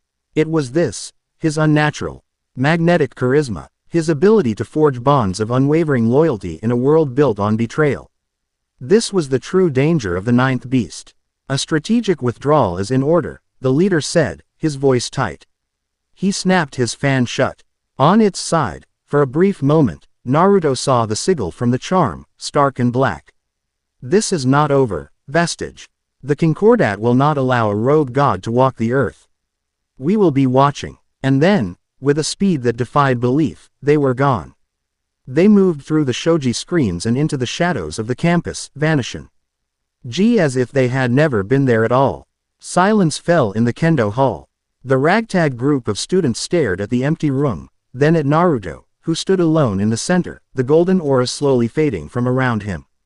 The tournament, the school, the gambles for money and power, it all seemed like a child's game now. A far more dangerous game had just been revealed. Mary walked up to him, her face pale but her eyes resolute. Who were they? Naruto looked at her, then at Yumeko, whose usual thrill-seeking grin was gone, replaced by a look of sharp, dangerous focus. He looked at the faces of the students he had protected, who had, in turn, come to protect him. He was supposed to be a nobody, an orphan with a weird name and an uncanny perception. But the Concordat had called him a vestige. The ninth beast, a rogue god. His past, a blank slate he had long accepted, suddenly felt like a locked door. And someone, on the other side, was trying to break it down. The day ended. The heirloom exchange tournament was in shambles. Its grand design derailed by the trio's shield strategy and the Concordat's violent interruption. Naruto, Yumeko, and Mary hadn't won a single vote. They had conquered nothing. But as Naruto stood in the dojo, surrounded by his unlikely allies, he knew they had won something far more important. They had forged a faction built not on fear, but on loyalty. They had stood against the system and survived. The chapter ended not with a victory celebration, but with a quiet, heavy understanding. A formal invitation lay on the table in their war room, delivered by Sayaka Igarashi herself. It was printed on exquisite paper, sealed with the Momobami family crest. It was not for a gamble. It was a summons. Kurari Momobami wanted to have a conversation. Chapter 4 End. Chapter 5. The Nihilist's Gambit. The Student Council President's office was less a room and more a statement. It was a vast, circular space at the apex of the academy, encased in a panoramic wind. That offered a god's eye view of the world below. The floor was a polished, black mirror that reflected the heavens, making it feel as if one were floating in the sky. In the center of this void sat a single, ornate desk. And behind it, sat Kurari Momobami. She looked up as Naruto entered, her smile as serene and remote as a winter moon. Sayaka Igarashi stood at her side, a silent, severe guardian. The invitation had been for him alone. Mary and Yumeko were waiting downstairs, a tense, simmering presence he could feel even from this height. Uzumaki Naruto, Kurari said, her voice a soft, melodic chime. The typhoon in my aquarium. You've made quite a mess of my tournament. I must confess, I'm impressed. And disappointed. You got what you wanted, Naruto replied, his hands in his pockets. His posture relaxed despite the immense, passive pressure emanating from the president. You wanted to stir things up. They're stirred. True, Kurari conceded, steepling her fingers. But you refused to play the game. You acted as a shield. A noble, but ultimately fruitless, gesture. You haven't gained any power. You've simply interfered. Power isn't the point, Naruto said. Kurari's smile widened. Isn't it? Everything is about power, Uzumaki-kun. The power to choose, the power to live freely, the power to protect. You seek it as much as anyone. You just refuse to call it by its name. She gestured to a chair opposite her desk. But that is not why I called you here. Your little skirmish in the Kendo Hall introduced a new player to my board. These, Jashin Concordat, they are not part of my design. They are an external variable. And I do not tolerate external variables. They're not players, Naruto said, his voice hardening. They're not here to gamble. Everyone gambles, Kurari countered smoothly. They are gambling that their ideology is superior to all others. They are betting the stability of the world on their methods. A high-stakes game, indeed. But their methods are messy, unrefined. Her gaze sharpened. They are a threat to the beautiful, ordered chaos of my academy. And you, it seems, are their target. Which makes you both a liability and a fascinating opportunity. Suddenly, a section of the wall behind Naruto slid open with a faint hiss, revealing another room. It was smaller, starkly lit, and completely empty save for a single, heavy wooden table in the center. Before we discuss how to deal with your new fan club, Kurari said, her eyes gleaming with a familiar, dangerous light, I have a test for you. One of my council members has become unruly. Obsessed, even, with you. She believes you are the only one who can give her what she truly desires. I would like to see how you handle such devotion.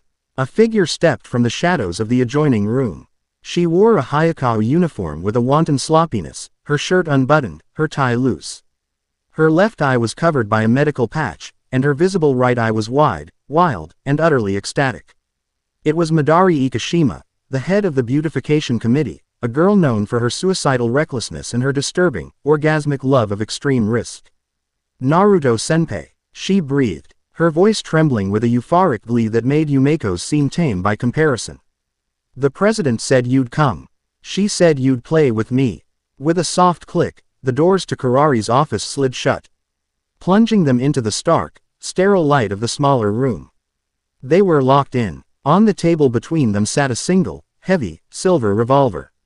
My ultimate game, Midori declared, her hands trembling with excitement as she gestured to the gun. Russian roulette, but with a twist. I've loaded the gun with a single bullet. We take turns. We spin the cylinder, point it at our own head, and pull the trigger. She giggled, a frantic, unhinged sound. But here is the beauty of it. If you get the bullet, I win. And if I get the bullet, I win too. The ultimate thrill, the final risk. There is no losing. Naruto looked at the gun. He looked at Midori, at the desperate, empty void behind her ecstatic eyes. She wasn't seeking a thrill. She was seeking an end. She was a nihilist, a black hole of self-destruction who believed that the only meaning was to be found in the final, absolute moment of non-existence. She was the polar opposite of everything he was. No, Naruto said, his voice flat. Midori's face fell, her ecstasy instantly replaced by a childlike pout. No. What do you mean, no? This is the greatest gamble. Life and death on the line. This is what you do, isn't it? You take insane risks. I take risks for a reason, Naruto said calmly. To protect someone. To prove a point. You're just trying to kill yourself and you want me to be your accomplice. I'm not interested. He sat down at the table, but made no move toward the gun. Midori stared at him, her frustration mounting. Fine, she snapped. Then I'll modify the stakes. If you lose, you have to do one thing I say. Anything. And if I lose, I'll do anything you say. I'll even give you my vote, my life, my position on the council. Everything. Her eyes grew wide and pleading. Please, just play with me. I want to feel it. The risk of putting my life in your hands. Naruto looked at her, at the raw desperation etched onto her face. He could feel the chaotic, screaming emptiness inside her. Beating her in a game would do nothing.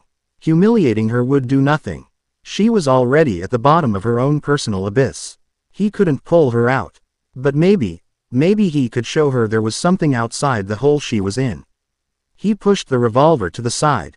I won't play that game. But I'll make you a different wager. Midori leaned forward, intrigued. What is it? No cards. No dice. No guns, Naruto said. We sit here, and we look into each other's eyes.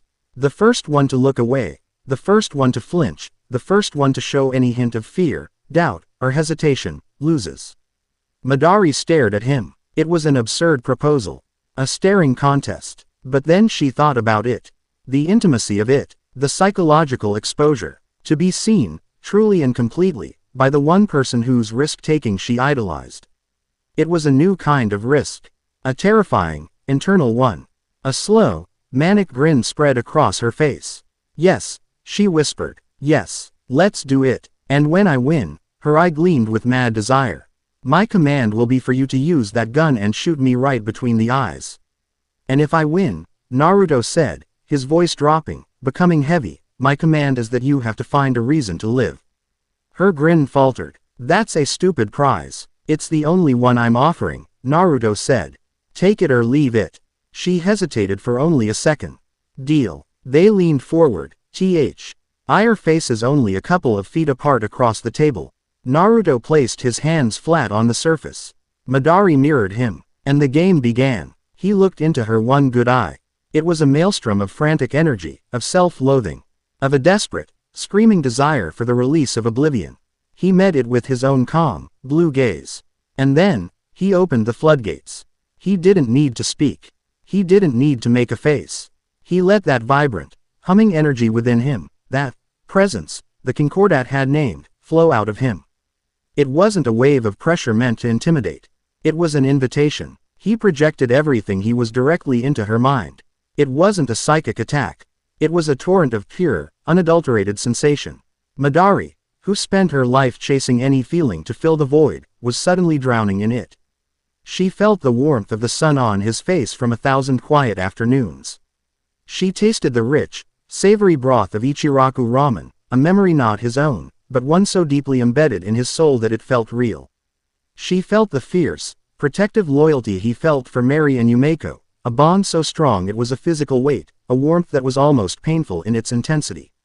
She felt the sting of loneliness from a childhood he couldn't remember, and the defiant, stubborn will to connect with others that grew from it.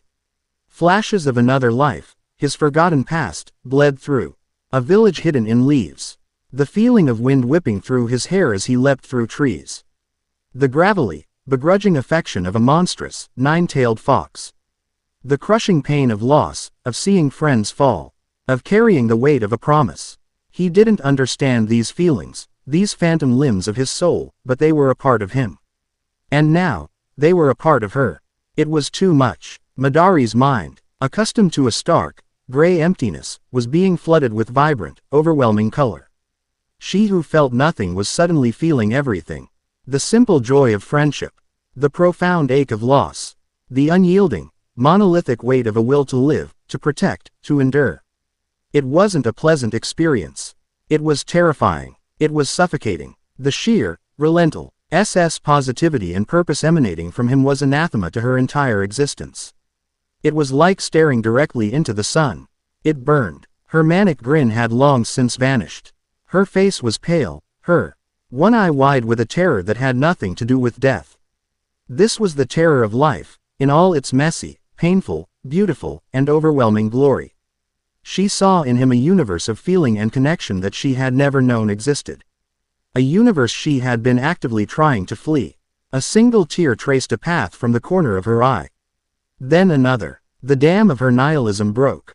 She squeezed her eyes shut and jerked her head away, gasping for breath as if she had been held underwater.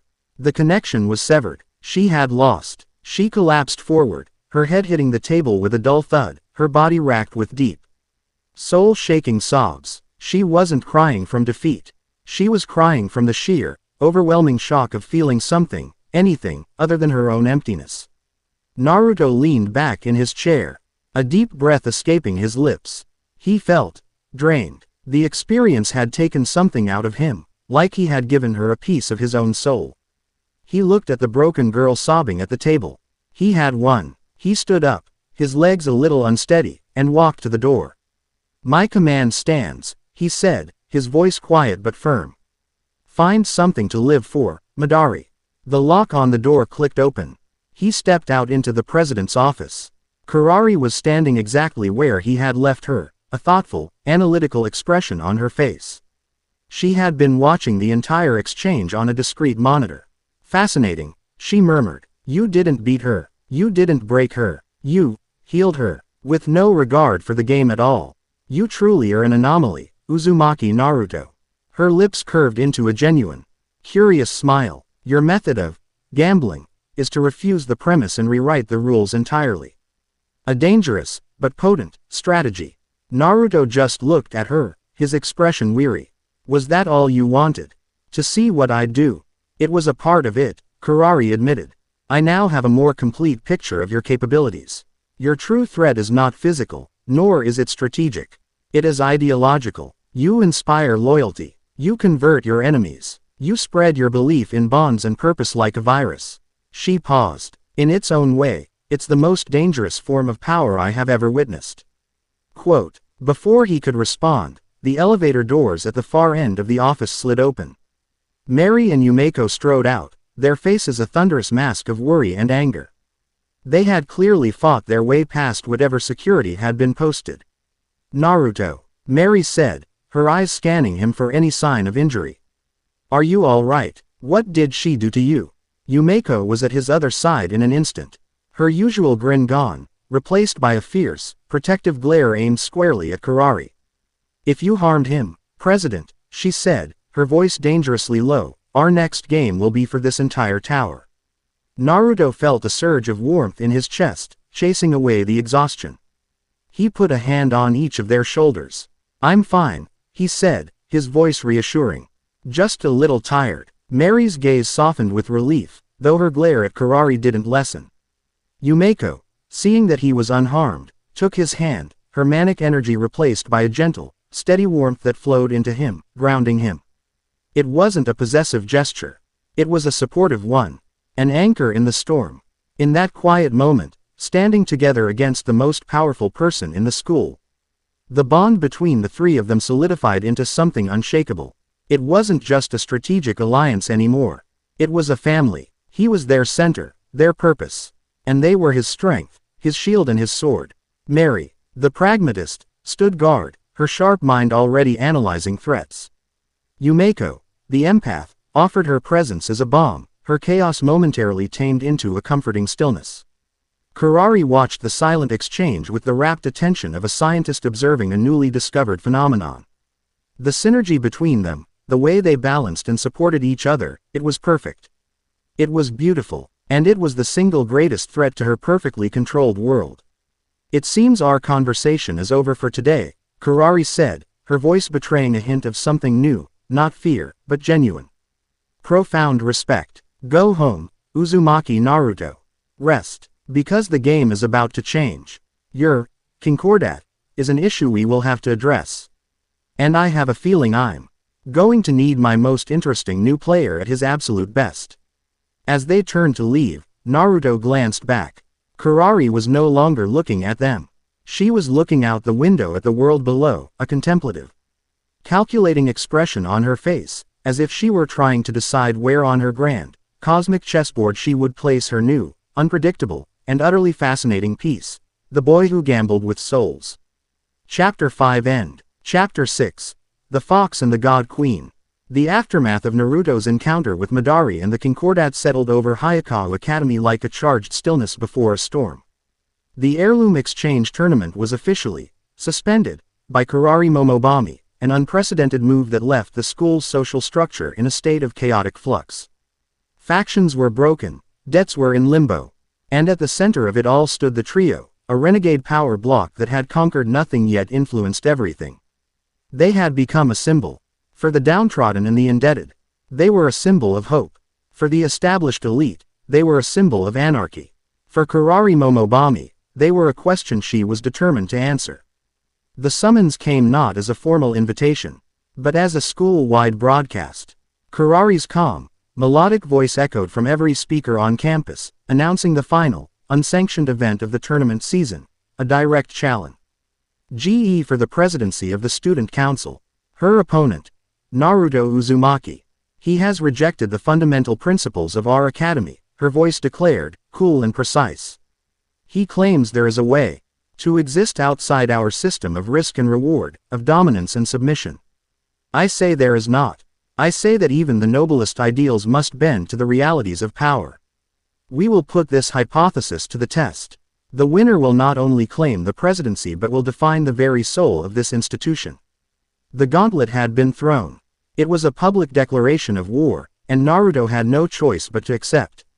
The stage was set in the grand auditorium, the only venue large enough to hold the entire student body. A massive circular table was placed in the center of the stage, with two throne-like chairs at opposite ends.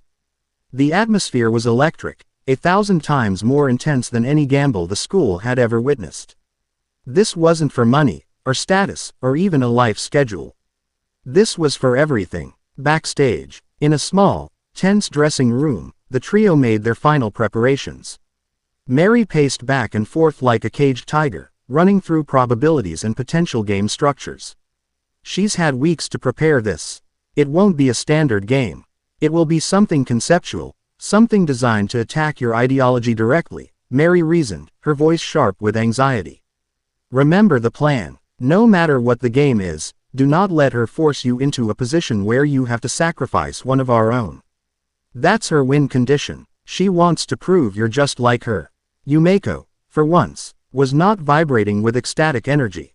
She was calm, her hands methodically shuffling a deck of cards, not for a game, but as a meditative act.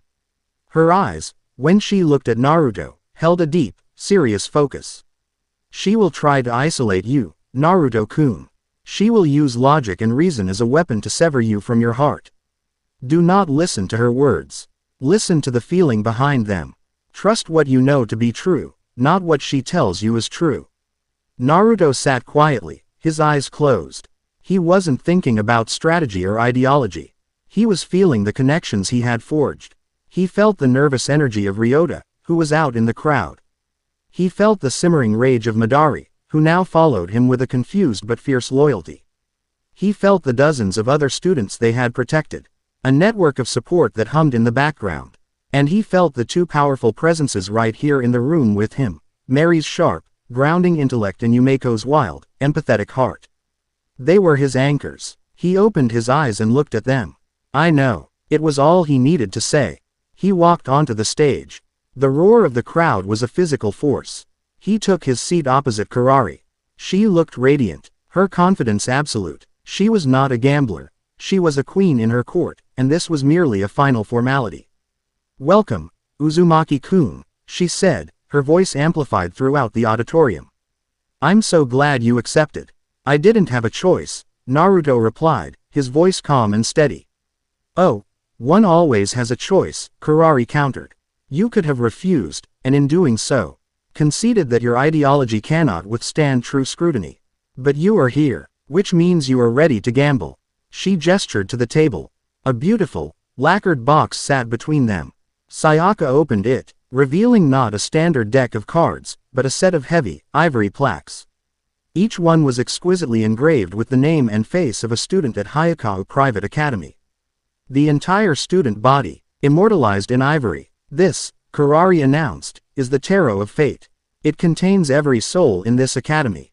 The game is simple. We will draw plaques from the box, and we will use them to bet. The plaques represent the students themselves. Their votes, their debts, their very futures at this school. If I use a plaque of a student in a losing bet, that student's life plan is forfeit to you.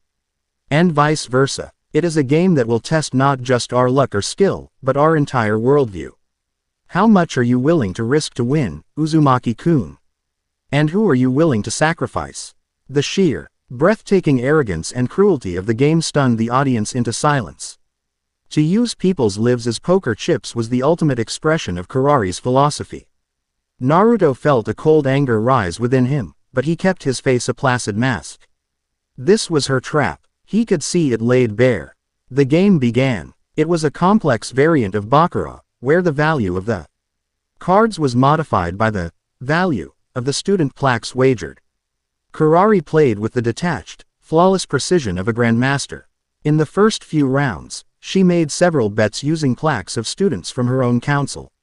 Powerful pieces she could afford to risk. She played to win, her strategy clean, cold, and effective. Naruto, however, played differently.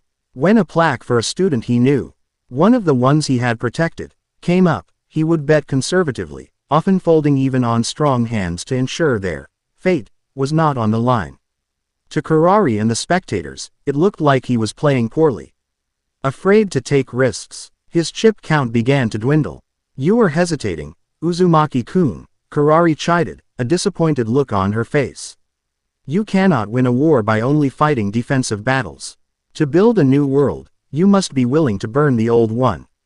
Sacrifice is a necessary component of victory. She won another hand, claiming the plaques of 3 students from the journalism club. Their faces, projected on massive screens above the stage, contorted in despair. They were now Kurari's property. Naruto felt a pang of guilt, but his expression remained unchanged. He was losing chips. He was losing hands. But he hadn't sacrificed a single person he had sworn to protect. The game wore on. Naruto's position grew more and more precarious. He was being bled dry. The audience was murmuring. His supporters looked on with worried faces. Mary, watching from the wings, gripped the stage curtain so tightly her knuckles were white. Yumeko stood beside her, her eyes closed, as if she were trying to send him her strength through sheer force of will. Finally, it came. The moment Kurari had been engineering from the very beginning. They were down to the final hand. Kurari had a mountain of chips and a stack of captured student plaques. Naruto had a pitifully small stack left. Sayaka drew the final 2 plaques for the wager. She placed one in front of Kurari. It was Sayaka's own plaque, a queen wagering her most loyal piece. And she placed the other in front of Naruto. On the screen, the face appeared. Ryota Suzui, the first person Naruto had defended. The house pet who had become his friend. The symbol of his entire crusade. Kurari smiled. It was a smile of pure, absolute triumph. Here we are, Uzumaki-kun. The final choice. She revealed her hand. It was strong. Very strong. The odds were overwhelmingly in her favor. Naruto had one move, one chance to win. He would have to go all in. He would have to bet everything he had, including Ryota's fate, on a long shot. It was the gambler's choice. The logical choice. The winning move. What will you do? Kurari asked, her voice a soft, victorious purr. Will you cling to your ideals and accept defeat? Or will you sacrifice your pawn to capture the queen and win the game? Show me, Naruto. Show me that in the end, you are just like me. The auditorium was silent as a tomb. Every eye was on Naruto. Ryota, out in the crowd, looked pale as a ghost, his eyes pleading. Mary and Yumeko watched, their breath held. This was the test, the crux of everything. Naruto looked at Ryota's plaque. He looked at Kurari's triumphant, smiling face. He looked at his own cards. He saw the path to victory she had laid out for him. And he smiled. A slow, easy smile that completely unnerved her. You're right, Kurari, he said, his voice calm and clear. echoing through the silent hall. You've proven your point. In your game, with your rules, the only way to win is to be like you. To sacrifice people, to treat them like objects. He pushed his cards forward, folding his hand. But he didn't stop there. He pushed his chips forward. He pushed Ryota's plaque forward. He conceded the game. A gasp rippled through the crowd. Kurari's smile faltered, confusion clouding her eyes. He had just handed her the presidency. But I'm not playing your game anymore, Naruto continued, his voice rising in power and conviction. You think this is about who wins and who loses. You think power is about control. But you're wrong. He stood up, his presence seeming to fill the entire stage. The faint, golden aura flickered around him, visible now to everyone in the charged atmosphere. Power is about trust. It's about connection. You spent this whole game trying to prove that I would sacrifice one of my friends to win. But my victory was never about beating you. My victory was proving that I wouldn't. He turned from the table and faced the student body. She's right. I lost her game. By her rules, she is your president. But I'm asking you, all of you, is that the game you want to play? A game where your lives are just chips on a table, where your futures can be wagered away for someone else's amusement. He pointed to the pile of plaques Kurari had won. She owns them now. But does she really? Can you own a person's loyalty? Can you own their spirit? A murmur swept through the crowd. The students Kurari had won looked up, a spark of defiance in their eyes. The system only works because you believe in it. Naruto's voice boomed. The house pet system only has power because you enforce it. Her presidency only matters because you accept it. What if you just stopped? What if you chose to be loyal to each other, instead of to a system that uses you as pawns? It was a declaration of revolution. Kurari stood up, her face no longer serene. For the first time, she looked angry. Silence. You lost. The game is over. I am the president. But her voice was drowned out.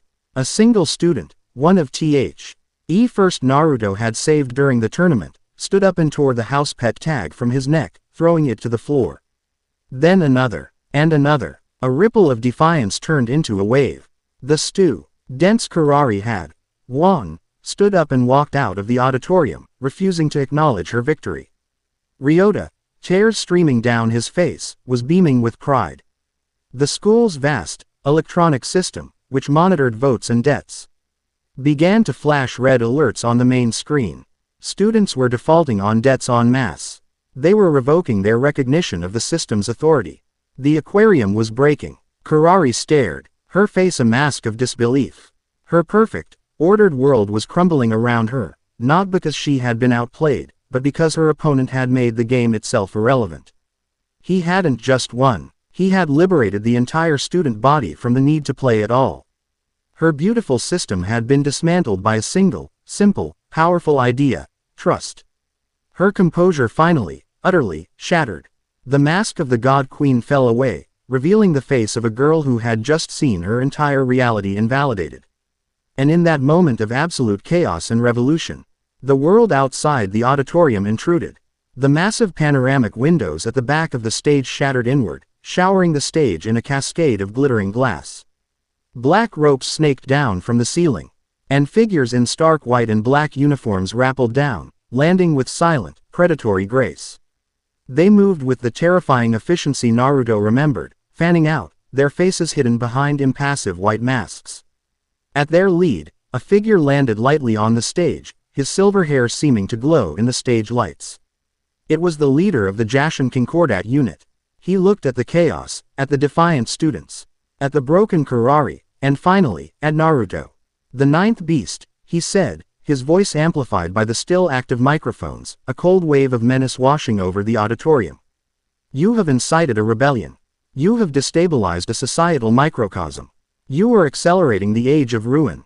He raised a hand, and his agents leveled strange, rod-like weapons at Naruto. Your unauthorized existence ends now. By order of the Jashin Concordat, you are to be cleansed. Chapter 6 End. Chapter 7. A New Ante. The sudden, violent intrusion of the Jashin Concordat AC. Ted is a bucket of ice water on the fever pitch of the rebellion. The roar of the crowd died, replaced by a collective, terrified gasp. The students who had been defiantly tearing off house pet tags now scrambled back in fear. The abstract tyranny of the school system replaced by the immediate, physical threat of masked men with strange weapons. The Concordat agents moved with a chilling, synchronized grace, forming a closing semicircle around Naruto on the stage. Their movements were economical, purposeful, devoid of any wasted energy. They were wolves, and the panicked students were merely sheep in the way. The silver-haired leader, whom Naruto now thought of as the warden, took a slow, deliberate step forward. "This is what your brand of chaos breeds, vestige," he said, his voice a calm, cutting monotone that carried across the silent auditorium. "Insurrection. The dissolution of order. You are a catalyst for decay." Before Naruto could respond, a flash of blonde and a blur of black shot past him. Mary and Yumeko, who had been in the wings, moved to flank him, putting themselves between him and the advancing agents. "Get behind him," Mary snarled, her voice a low, dangerous growl. She wasn't speaking to Naruto. She was speaking to the terrified students on the stage crew, her gambler's mind instantly assessing the situation and moving to protect the non-combatants. Her fear was palpable, but it was overshadowed by a ferocious, protective rage. Yumeko stood at Naruto's other side, a strange, feral smile on her face. The crimson glow in her eyes was back, but this was not the glee of a gambler. This was the primal, exhilarating terror of a true life or death struggle. "Oh, my," she whispered, her voice a giddy, breathless purr. "The stakes have been raised considerably." The warden's cold eyes flickered over the two girls. "Your friends," he said to Naruto, the word dripping with disdain. "Fascinating. The ninth beast's presence seems to compel loyalty even in the most broken and chaotic of specimens. It matters not. They are merely collateral." He gave a sharp, almost imperceptible nod. One of the agents lunged, not at Naruto, but at Yumeko. The agent's hand was held in a rigid spear, aimed at her throat. Time seemed to warp. For Naruto, the world didn't just slow down, it compressed. The screaming students, the flashing emergency lights, the glint on the warden's silver hair, it all collapsed into a single point of focus, the tip of that agent's fingers, a hair's breadth from Yumeko's neck. And then he moved. It wasn't the fluid grace he'd used to evade before. It was an explosion. He crossed the 10 feet between them in a single, blurring step that seemed to break the laws of physics. His hand shot out and clamped around the agent's wrist, his grip like a steel vice. The agent's forward momentum came to a dead, shuddering halt. A collective gasp went through the agents. Their impassive masks couldn't hide the shock that rippled through their disciplined formation. And then they felt it. The presence that Naruto usually kept leashed, the subtle pressure he used to influence and perceive, erupted from him like a solar flare. It was not a gentle wave of warmth or a sharp point of focus.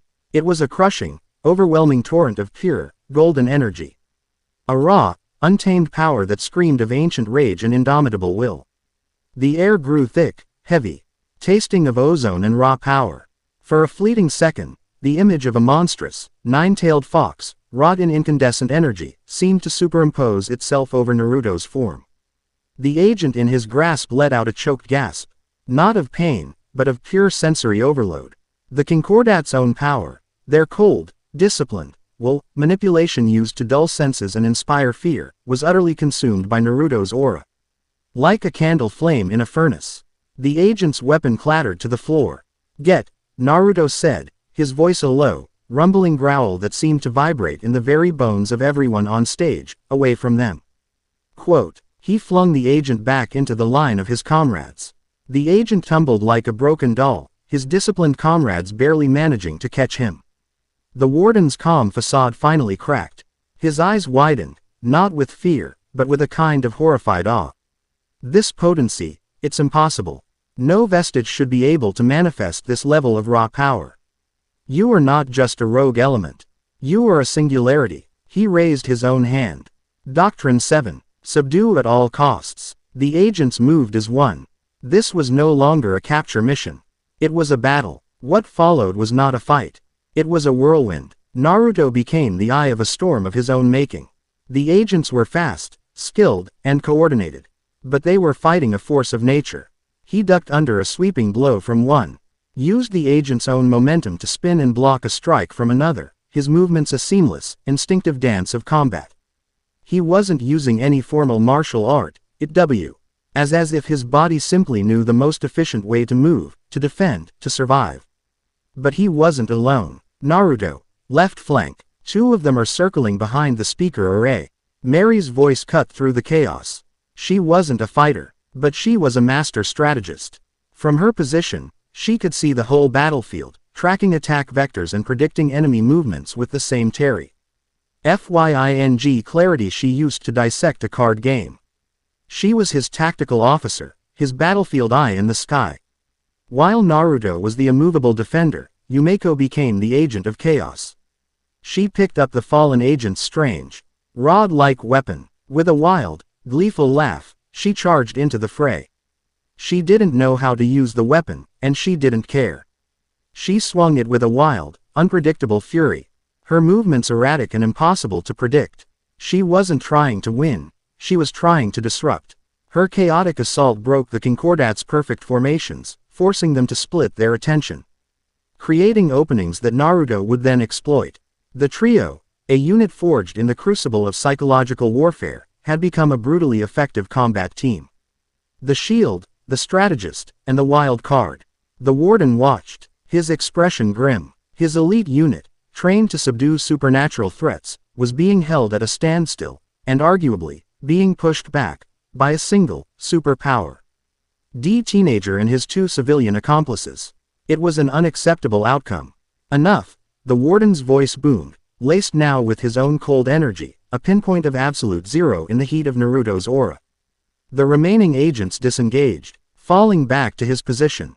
The stage was littered with their groaning, incapacitated comrades. The warden's gaze was fixed on Naruto. Our intelligence was catastrophically flawed. Your rate of growth, your ability to inspire tactical support and chaotic loyalty, you are a far greater threat than we predicted. He made a crisp, cutting gesture with his hand. This engagement is concluded. But know this, Ninth Beast. The Concordat does not fail. We adapt, we will return, and we will be prepared. With another flash of impossible speed, the remaining agents gathered their fallen and retreated, melting back through the shattered windows and into the night, leaving behind a stunned silence, a wrecked stage, and a terrifying new reality. The silence held for a long moment, broken only by the sound of ragged breathing. Then, the student body, who had watched the entire supernatural battle with a mixture of terror and awe, erupted. It wasn't a cheer of victory, but a roar of confusion. Of fear, of 1,000 questions with no answers. In the center of it all, the golden aura around Naruto finally receded, leaving him swaying on his feet, the ADR. Aniline dump hitting him like a physical blow. Mary was at his side in an instant, steadying him. Yumeko dropped the weapon with a clatter, her manic energy draining away, leaving a rare look of concern on her face. It was then that a slow, deliberate clapping echoed from the side of the stage. Kurari Momobami stepped out from behind a ruined piece of scenery. Her immaculate uniform was dusted with debris, her hair slightly disheveled. The mask of the serene god queen was gone. Her face was alive, animated with an emotion Naruto had never seen on her before, pure, unadulterated excitement.